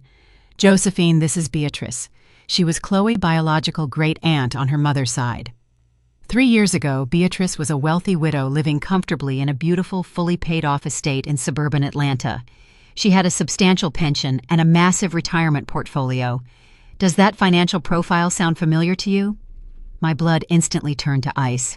A sickening feeling of pure horror washed over my entire body. I looked at the medical document sitting on the table next to the photograph. I reached out and picked up the top page. It was a psychiatric evaluation declaring Beatrice entirely mentally incompetent due to severe and rapidly advancing dementia. The signature at the bottom of the page belonged to the exact same corrupt psychiatrist who had signed my fake medical documents just a few weeks ago. I read the text of the evaluation out loud, my voice shaking with absolute disgust. The wording on this medical document is identical to the one they used against me. It is a direct copy. It is the exact same fabricated diagnosis, word for word. "Yes," David said, leaning over my shoulder to inspect the paperwork, his legal instincts flaring with righteous anger. "It is a completely standardized template for medical fraud. They did not even bother to change the descriptive paragraphs. They just swapped your name for hers and printed a new copy." Agent Reynolds nodded grimly, confirming our worst suspicions. 3 years ago, Richard and Susan realized they were running out of money to fund their lavish and irresponsible lifestyle. They targeted Susan's elderly aunt. They paid off the doctor to sign this exact same fake dementia diagnosis. Chloe, who was working as a junior paralegal at the time, used the fake medical evaluation to forge a general power of attorney. They marched into Beatrice's bank, declared her mentally unfit, and seized total legal control of her entire life savings. Jamal gasped loudly, covering his mouth with his hand, as the horrific reality of the situation fully crashed down on him. "Grandma," he whispered, his eyes wide with sheer terror, "that is how Richard and Susan bought their luxury mansion in Atlanta. They did not earn that money. They stole it from their own family member." "And what happened to Beatrice?" I asked, my voice dropping into a lethal and commanding whisper. "Where is this poor woman now?" Prosecutor Sarah looked down at her shoes for a brief moment before meeting my gaze. Her eyes were filled with profound sorrow. Once Richard and Susan drained her accounts and sold her beautiful estate, they had absolutely no use for her anymore. They used the fake psychiatric evaluation to force her into a highly neglected and underfunded state-run asylum. They abandoned her there. Beatrice passed away alone in that facility exactly 6 months later from a minor infection that went completely untreated by the negligent staff. The sheer unfathomable evil of their actions hit me like a speeding freight train. Marcus and Chloe were not just greedy children trying to steal my beach house. My son had married into a family of literal organized predators. They were professional financial assassins who preyed on vulnerable senior citizens. They had executed this exact same monstrous playbook before, and they had successfully gotten away with it. They killed a woman, stole her wealth, and then tried to use the exact same weapon to destroy my life. They thought I was just another easy target, I said, my voice echoing off the walls of the secure federal room. They thought because I am an older black woman, I would just quietly disappear into the system like Beatrice did. They thought nobody would listen to my voice. They made a catastrophic miscalculation, Josephine Prosecutor Sarah stated firmly, her voice ringing with the undeniable power of the United States justice system. Because they used the exact same doctor, the exact same forged legal templates, and the exact same financial tactics across multiple state lines. This is no longer a simple case of isolated bank fraud. This is a repeated, organized, and highly coordinated criminal enterprise. The prosecutor placed both of her hands firmly on the conference table and delivered the ultimate legal payload. Yesterday, we were planning to indict them for wire fraud and identity theft. But today, the United States Attorney General has officially authorized my office to drastically upgrade the entire indictment. We are charging Richard, Susan, and Chloe under the Racketeer Influenced and Corrupt Organizations Act. We are hitting them with federal RICO charges. David let out a low whistle of pure astonishment. "RICO charges," he repeated, looking at me to ensure I understood the massive weight of those words. Josephine, the federal government uses the RICO statute to dismantle organized crime syndicates and the mafia. It is very bad. The atmosphere inside the federal courthouse felt entirely different this time. It was no longer a simple bail hearing. The air was thick with the suffocating weight of the Racketeer Influenced and Corrupt Organizations Act. RICO charges were designed to dismantle the mafia, and they carried mandatory minimum sentences that would ensure Marcus, Chloe, Richard, and Susan took their final breaths inside a federal penitentiary. I sat in the second row of the gallery, wearing a tailored charcoal suit. Jamal sat quietly beside me, his hands neatly folded in his lap. He had grown so much in just a few weeks. The fear that used to cloud his eyes was completely gone, replaced by the calm, calculating intelligence of a young man who had learned exactly how the real world operated. David, my corporate attorney, sat on my other side holding a leather notepad. We were not here to testify today. We were simply here to watch the fireworks. The bailiff ordered the courtroom to rise as Judge Harrison took the bench. The heavy wooden doors at the side of the room opened, and the defendants were led in by armed federal marshals. Judge Harrison struck his gavel demanding order. "We are here today for a pretrial conference regarding the federal racketeering conspiracy charges," the judge announced, his voice echoing loudly. "Before we proceed with scheduling, I have been informed by the prosecution that there are severe developments regarding the plea docket." Prosecutor Sarah stood up, smoothing her suit jacket. She walked to the center of the courtroom, exuding absolute confidence. "That is correct, Your Honor," she stated clearly. "The government has reached a formal plea agreement with 2 of the defendants. Richard and Susan have agreed to plead guilty to 1 count of wire fraud and 1 count of conspiracy. In exchange for a reduced sentence of 8 years each, they have agreed to turn state evidence. They will provide full, unredacted testimony against their daughter Chloe, detailing exactly how she orchestrated the financial exploitation of both Josephine Morrison and the late Beatrice. "You are testifying against me," Chloe screamed, completely ignoring her public defender, who was desperately trying to pull her back down into her seat. "You are my parents. I did this for you. I stole that money to save you from bankruptcy, and you are throwing me in prison." Chloe completely lost her mind. The sheer betrayal from her own flesh and blood snapped whatever fragile thread of sanity she had left. She violently pushed her public defender away and lunged toward the prosecutor podium, only to be instantly restrained by 2 massive federal marshals. "You want testimony!" Chloe shrieked, her voice echoing off the high ceilings and piercing the ears of everyone in the gallery. "I will give you testimony. My parents planned the entire thing. Richard is the one who found the corrupt doctor. He paid the bribe. But I am not going down alone. Marcus was in on it the entire time." Chloe pointed a shaking, handcuffed finger directly at my son. "Marcus knew exactly what we did to my great-aunt," Chloe roared, her face turning bright red. "He knew about the fake dementia diagnosis. He is the one who suggested we do the exact same thing to his mother. He said Josephine was rich and completely isolated. He forged her signature on the bank documents because he wanted the beach house all to himself. I will sign a plea deal right now. Give me a deal and I will hand you every single illegal transaction Marcus ever made." Liar, Marcus screamed, jumping up from his own defense table. The heavy chains around his waist clanked loudly as he tried to move toward his wife. "You lying parasite. You manipulated me. You told me it was the only way to save my finances. I am not taking the fall for your family."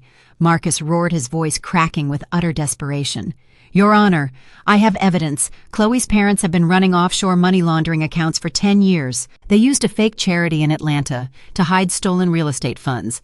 I can give the FBI the exact account numbers. I can prove Chloe transferred stolen money to offshore trusts long before we even got married. They are professional predators. I will testify against all of them. I will tell you everything they did." "You cowardly piece of garbage!" Richard suddenly yelled, finally looking up from his table. "You came to us begging for money. You told us your mother was a controlling tyrant and you wanted to drain her trust fund. You orchestrated the demolition of her house to force her into a state facility." Prosecutor. Sarah stood quietly at her podium, her arms crossed, watching the entire criminal enterprise systematically dismantle itself. She did not even need to present her evidence. The defendants were handing her a flawless, airtight conviction on a silver platter. They were publicly admitting to wire fraud, elder abuse, bribery, and money laundering, all while the court stenographer typed furiously to capture every single damning word. I sat perfectly still in the gallery, watching the family that tried to destroy me completely tear themselves to pieces. I did not have to lift a single finger. I did not have to raise my voice. I had simply stepped out of their way, locked the doors behind them, and watched them consume each other in their desperate, pathetic greed. "Greed is a disease, Jamal," I replied softly, my eyes fixed on Marcus as he continued to scream accusations at his wife. "It blinds you to everything else. It makes you believe you are untouchable. And when reality finally catches up, it strips away every ounce of your humanity." Judge Harrison finally ordered the federal marshals to physically intervene. 6 armed officers moved into the center of the courtroom, forcefully grabbing Marcus, Chloe, Richard, and Susan by their arms and dragging them toward the holding cell doors. They were still screaming vicious insults at each other as they were hauled out of the room, their voices echoing down the restricted hallway until the heavy steel doors slammed shut. Judge Harrison let out a long, exhausted sigh and rubbed his temples. He looked down at the prosecutor. "Well, Sarah," the judge said, his voice dripping with dry sarcasm, "it appears you have a very busy afternoon of drafting plea agreements and witness testimonies ahead of you. I expect all formal confessions to be submitted to my clerk by Friday." The judge struck his gavel one final time, officially concluding the most chaotic pretrial hearing in the history of the district. I stood up from my seat, smoothing out the front of my charcoal suit. David closed his leather notepad and offered me a sharp, respectful nod. The Civil War was officially over. There was no defense left to mount. The criminal convictions were entirely guaranteed, and the financial restitution phase was about to begin. We walked out of the courtroom and stepped back into the bright, hot Georgia sunlight. I took a deep, refreshing breath of clean air. The storm I had unleashed was finally reaching its ultimate conclusion. Marcus and Chloe were going to spend the best years of their lives locked inside concrete walls, completely ruined by their own treachery. And I was going to make sure that the empire I built with my own 2 hands was used to reshape the future on my terms alone. The criminal convictions were officially secured, but the absolute destruction of my greedy family was only halfway complete. The federal prosecutors had effectively locked Marcus, Chloe, Richard, and Susan inside concrete cells, but I wanted them to feel the precise, crushing weight of total financial ruin.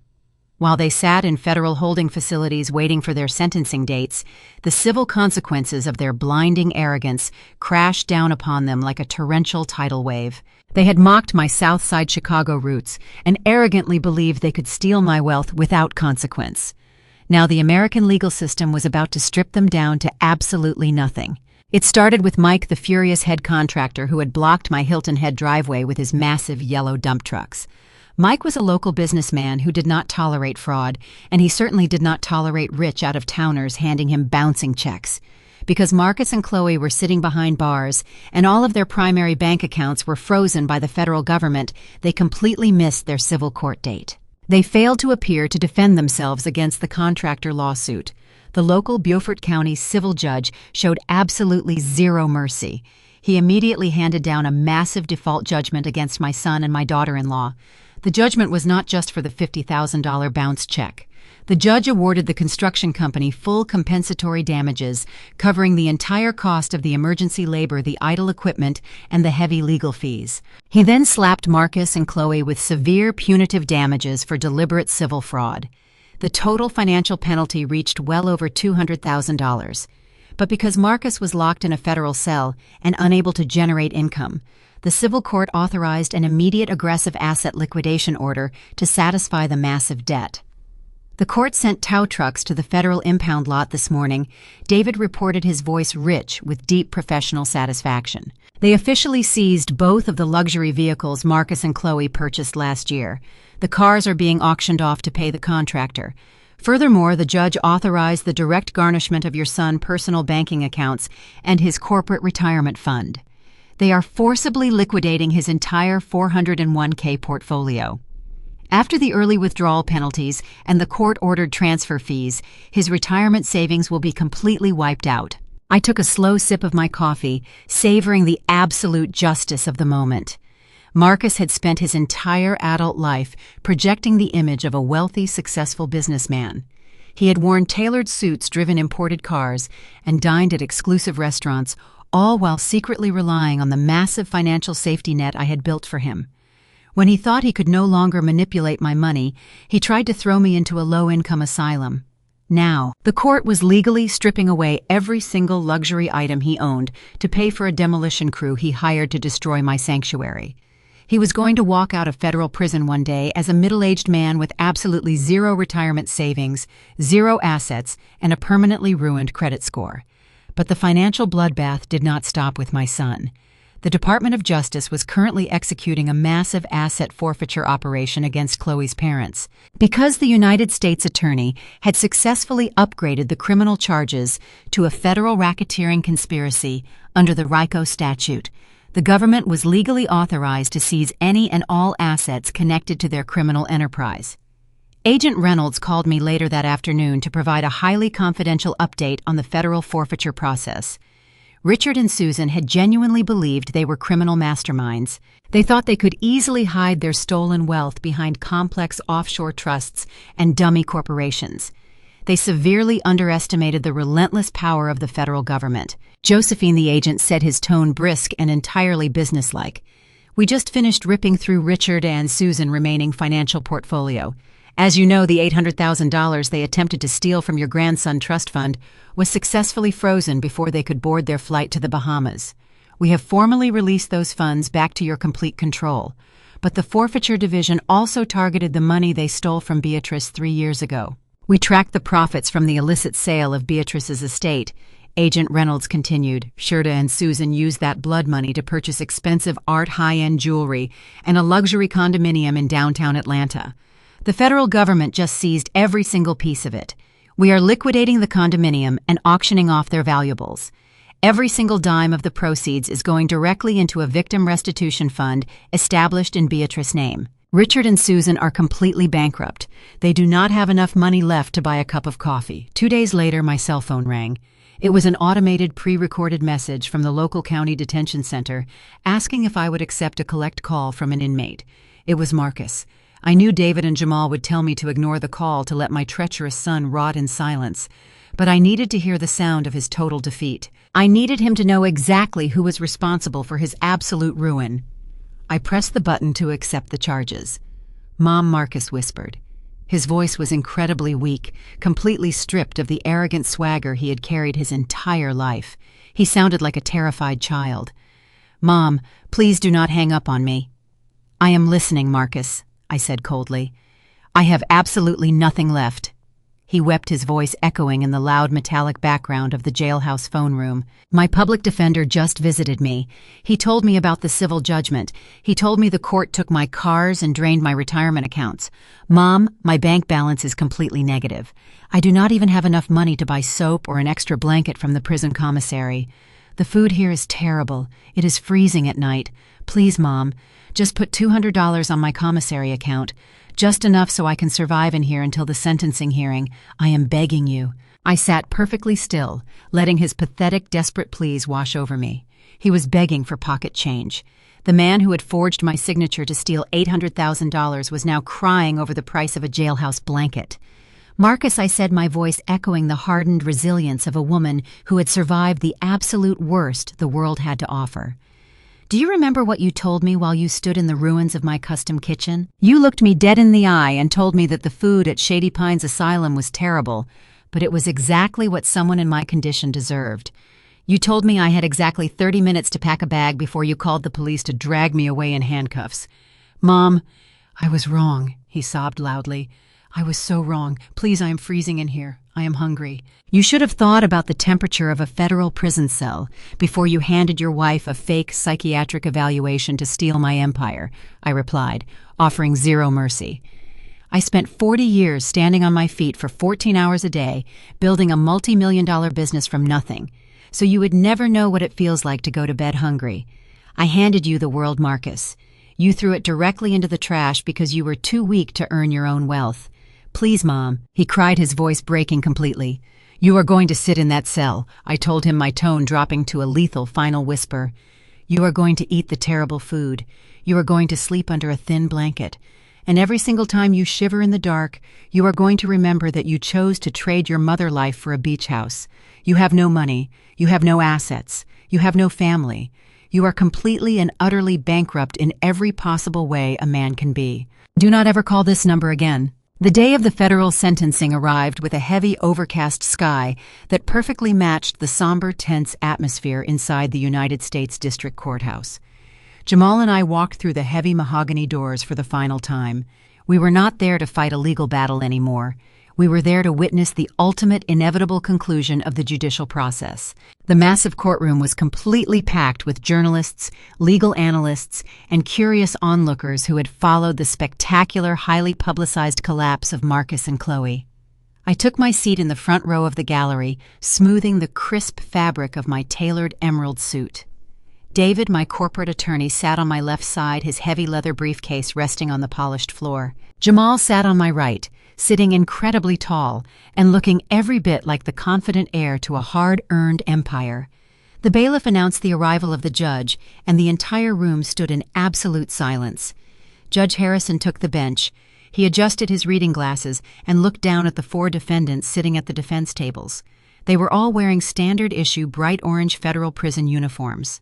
The arrogant swagger that had once defined them had been entirely erased by months of harsh detention. Richard and Susan looked frail, exhausted, and utterly terrified. Chloe sat with her shoulders hunched forward, refusing to make eye contact with a single person in the gallery, her previous glamorous persona completely shattered. Marcus kept his eyes glued firmly to the polished wooden table in front of him, physically trembling under the weight of his impending doom. Judge Harrison did not waste a single second with courtroom pleasantries.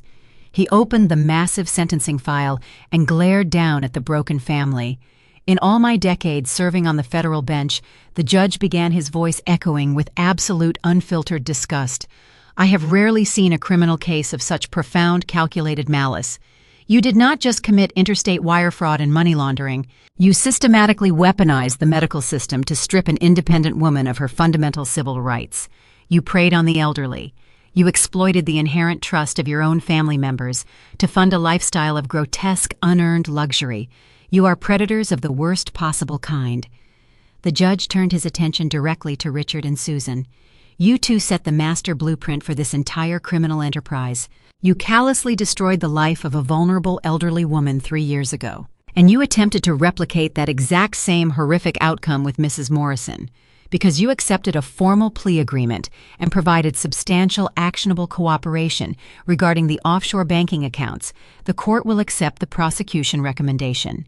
Richard and Susan, I sentence you both to 8 years in a federal penitentiary, followed by 10 years of strict supervised release and full financial restitution. Susan let out a loud, wretched sob, immediately burying her face in her handcuffed hands. Richard simply stared blankly at the brick wall, looking completely and utterly defeated. The judge then turned his furious, unyielding gaze upon Chloe. You were the primary architect of the international wire fraud. You forged the critical signatures, you manipulated the offshore banking portals, and you attempted to frame your own husband to facilitate your cowardly escape to the Bahamas. Your actions demonstrate a complete lack of basic human remorse and a chilling sociopathic capacity for deceit. I sentence you to 15 years in federal prison without the possibility of early parole. Chloe's legs gave out beneath her. She collapsed back into her wooden chair, gasping heavily for air as the horrific reality of a 15-year sentence completely crushed her chest.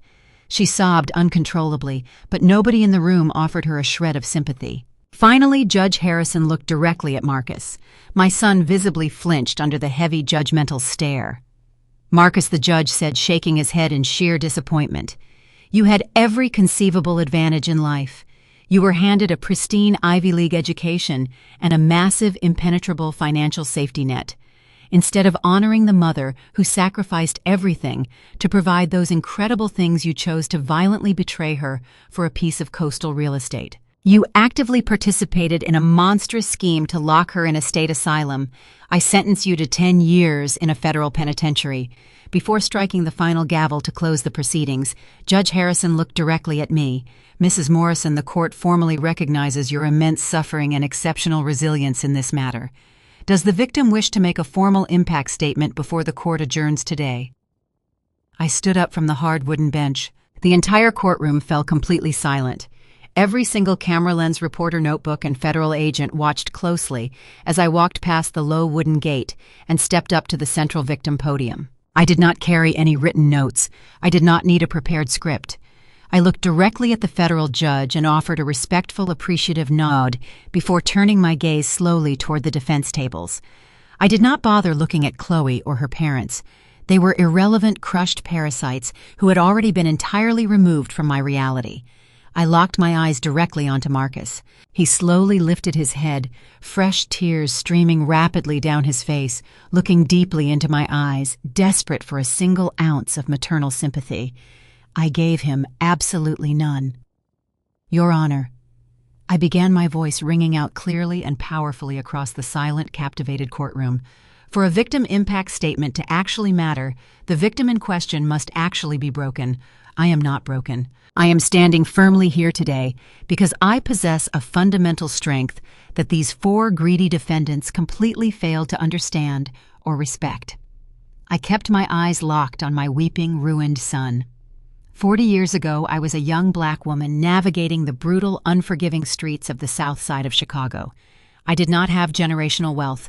I did not have powerful political connections or a cozy safety net. I built a multi-million-dollar beauty supply empire entirely out of sheer, unadulterated willpower. I fought fiercely through systemic barriers, ruthless corporate competitors, and a society that constantly told women who looked like me to stay quietly at the bottom.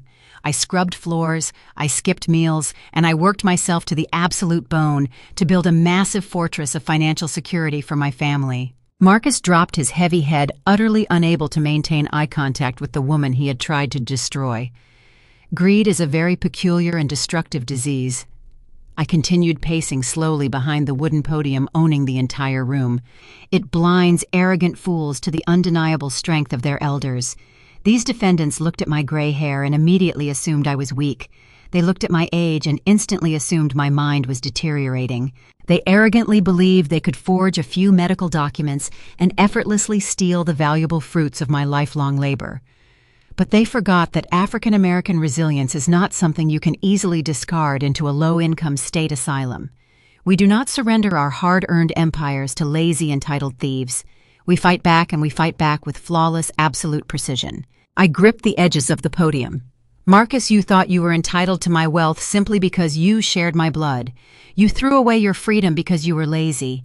I want you to listen very carefully, Marcus. When you walk into that cold federal cell tonight, I want you to remember my voice. This is the last time you will hear it. You are no longer my son. My only remaining legacy is Jamal. Goodbye forever. Exactly 1 year has passed since that heavy wooden door slammed shut inside the federal courtroom. The suffocating tension that once hung over my life has completely evaporated, replaced by the warm, salty breeze blowing off the Atlantic Ocean. I am standing in the center of my Hilton Head beach house, and it is absolutely flawless. The horrific damage caused by Marcus and his reckless demolition crew is nothing more than a distant, faded memory.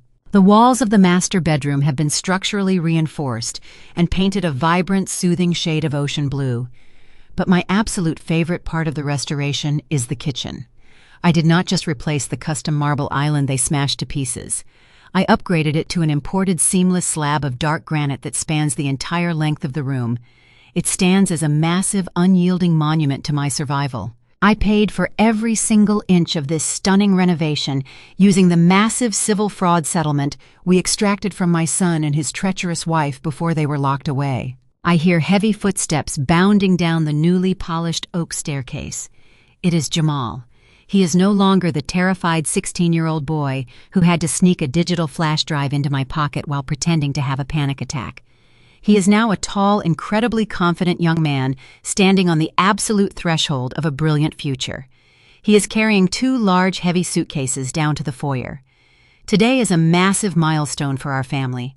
Jamal is officially packing for his freshman year at a top-tier university. He worked incredibly hard, earning flawless grades while helping me navigate the most chaotic legal battle of our lives. Now the Generation Skipping Trust is completely funding his entire college education. Every single penny of his tuition, his luxury campus housing, and his textbooks is entirely covered. He will never have to take out a single student loan. He will never know the crushing weight of financial desperation that turns weak men like his father into criminals. "Grandma, the car service is going to be here in 20 minutes, Jamal announces, setting his luggage down by the front door. He walks over to the kitchen island and wraps his arms around my shoulders in a tight, affectionate hug. "I am going to miss you so much. I will be back for Thanksgiving before you even realize I am gone." I return his hug, pressing a kiss to his cheek. "I am going to miss you too, my sweet boy. But you have an empire to prepare for. You go to that university and you show them exactly what true excellence looks like. You carry our family name with absolute pride because you are the only one left who truly deserves it." Jamal smiles brightly, his eyes reflecting the deep, unspoken understanding between us. We survived the absolute worst kind of betrayal together, and it forged an unbreakable bond of loyalty. As he walks back upstairs to grab his final travel bag, I pour myself a cup of dark roast coffee and walk out onto my pristine patio. I sit on my custom outdoor sofa, looking out at the crashing waves, and I allow myself to reflect on the ultimate crowning stroke of my revenge. While Marcus, Chloe, Richard, and Susan were being stripped of their designer clothes and processed into the federal prison system, the civil consequences of their greed were rapidly spreading across state lines. The Federal Asset Forfeiture Division had completely seized Richard and Susan, massive, opulent luxury mansion located in the most exclusive neighborhood of Atlanta. Because they had purchased that property using funds stolen from vulnerable elderly victims, the government immediately put the house up for public auction to satisfy the massive restitution orders. When my corporate attorney David informed me about the upcoming federal auction, I did not hesitate for a single second. I took the recovered trust funds, combined them with the punitive civil damages I had won in court, and I legally purchased the exact Atlanta mansion that originally belonged to Chloe's parents. I bought their absolute pride and joy for pennies on the dollar at a federal fire sale. But I did not buy that massive estate to live in it. I did not buy it to flip it for a quick profit on the real estate market. I bought it to send a permanent, unforgettable message about what true legacy actually means.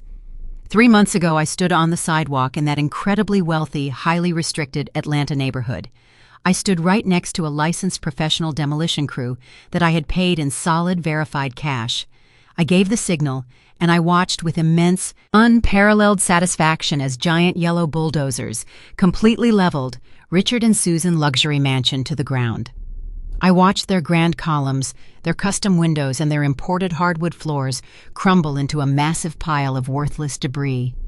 I wiped away the physical representation of their greed until absolutely nothing was left but an empty dirt lot. Then I brought in my own construction team.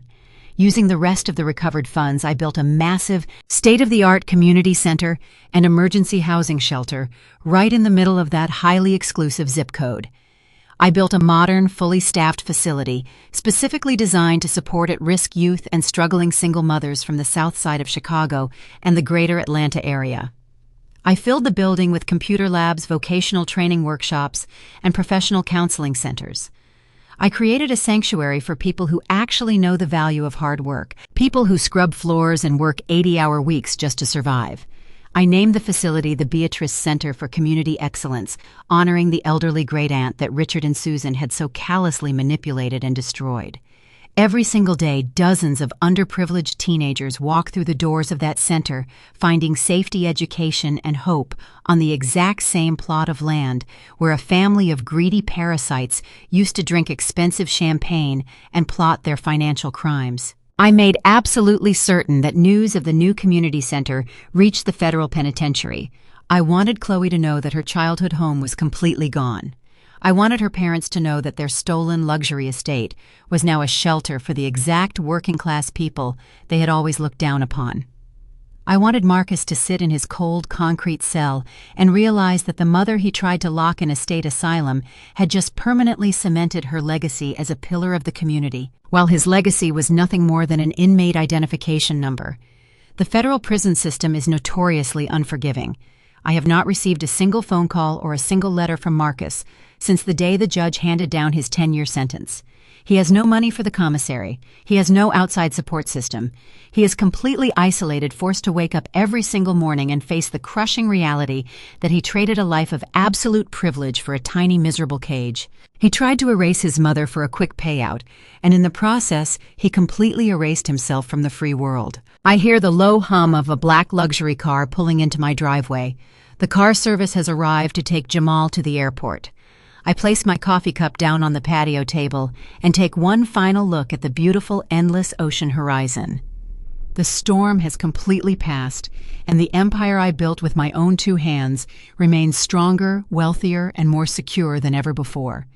They thought my age made me a target. They looked at my gray hair and my years of sacrifice, and they saw a weak, vulnerable woman who would just quietly surrender her hard-earned wealth.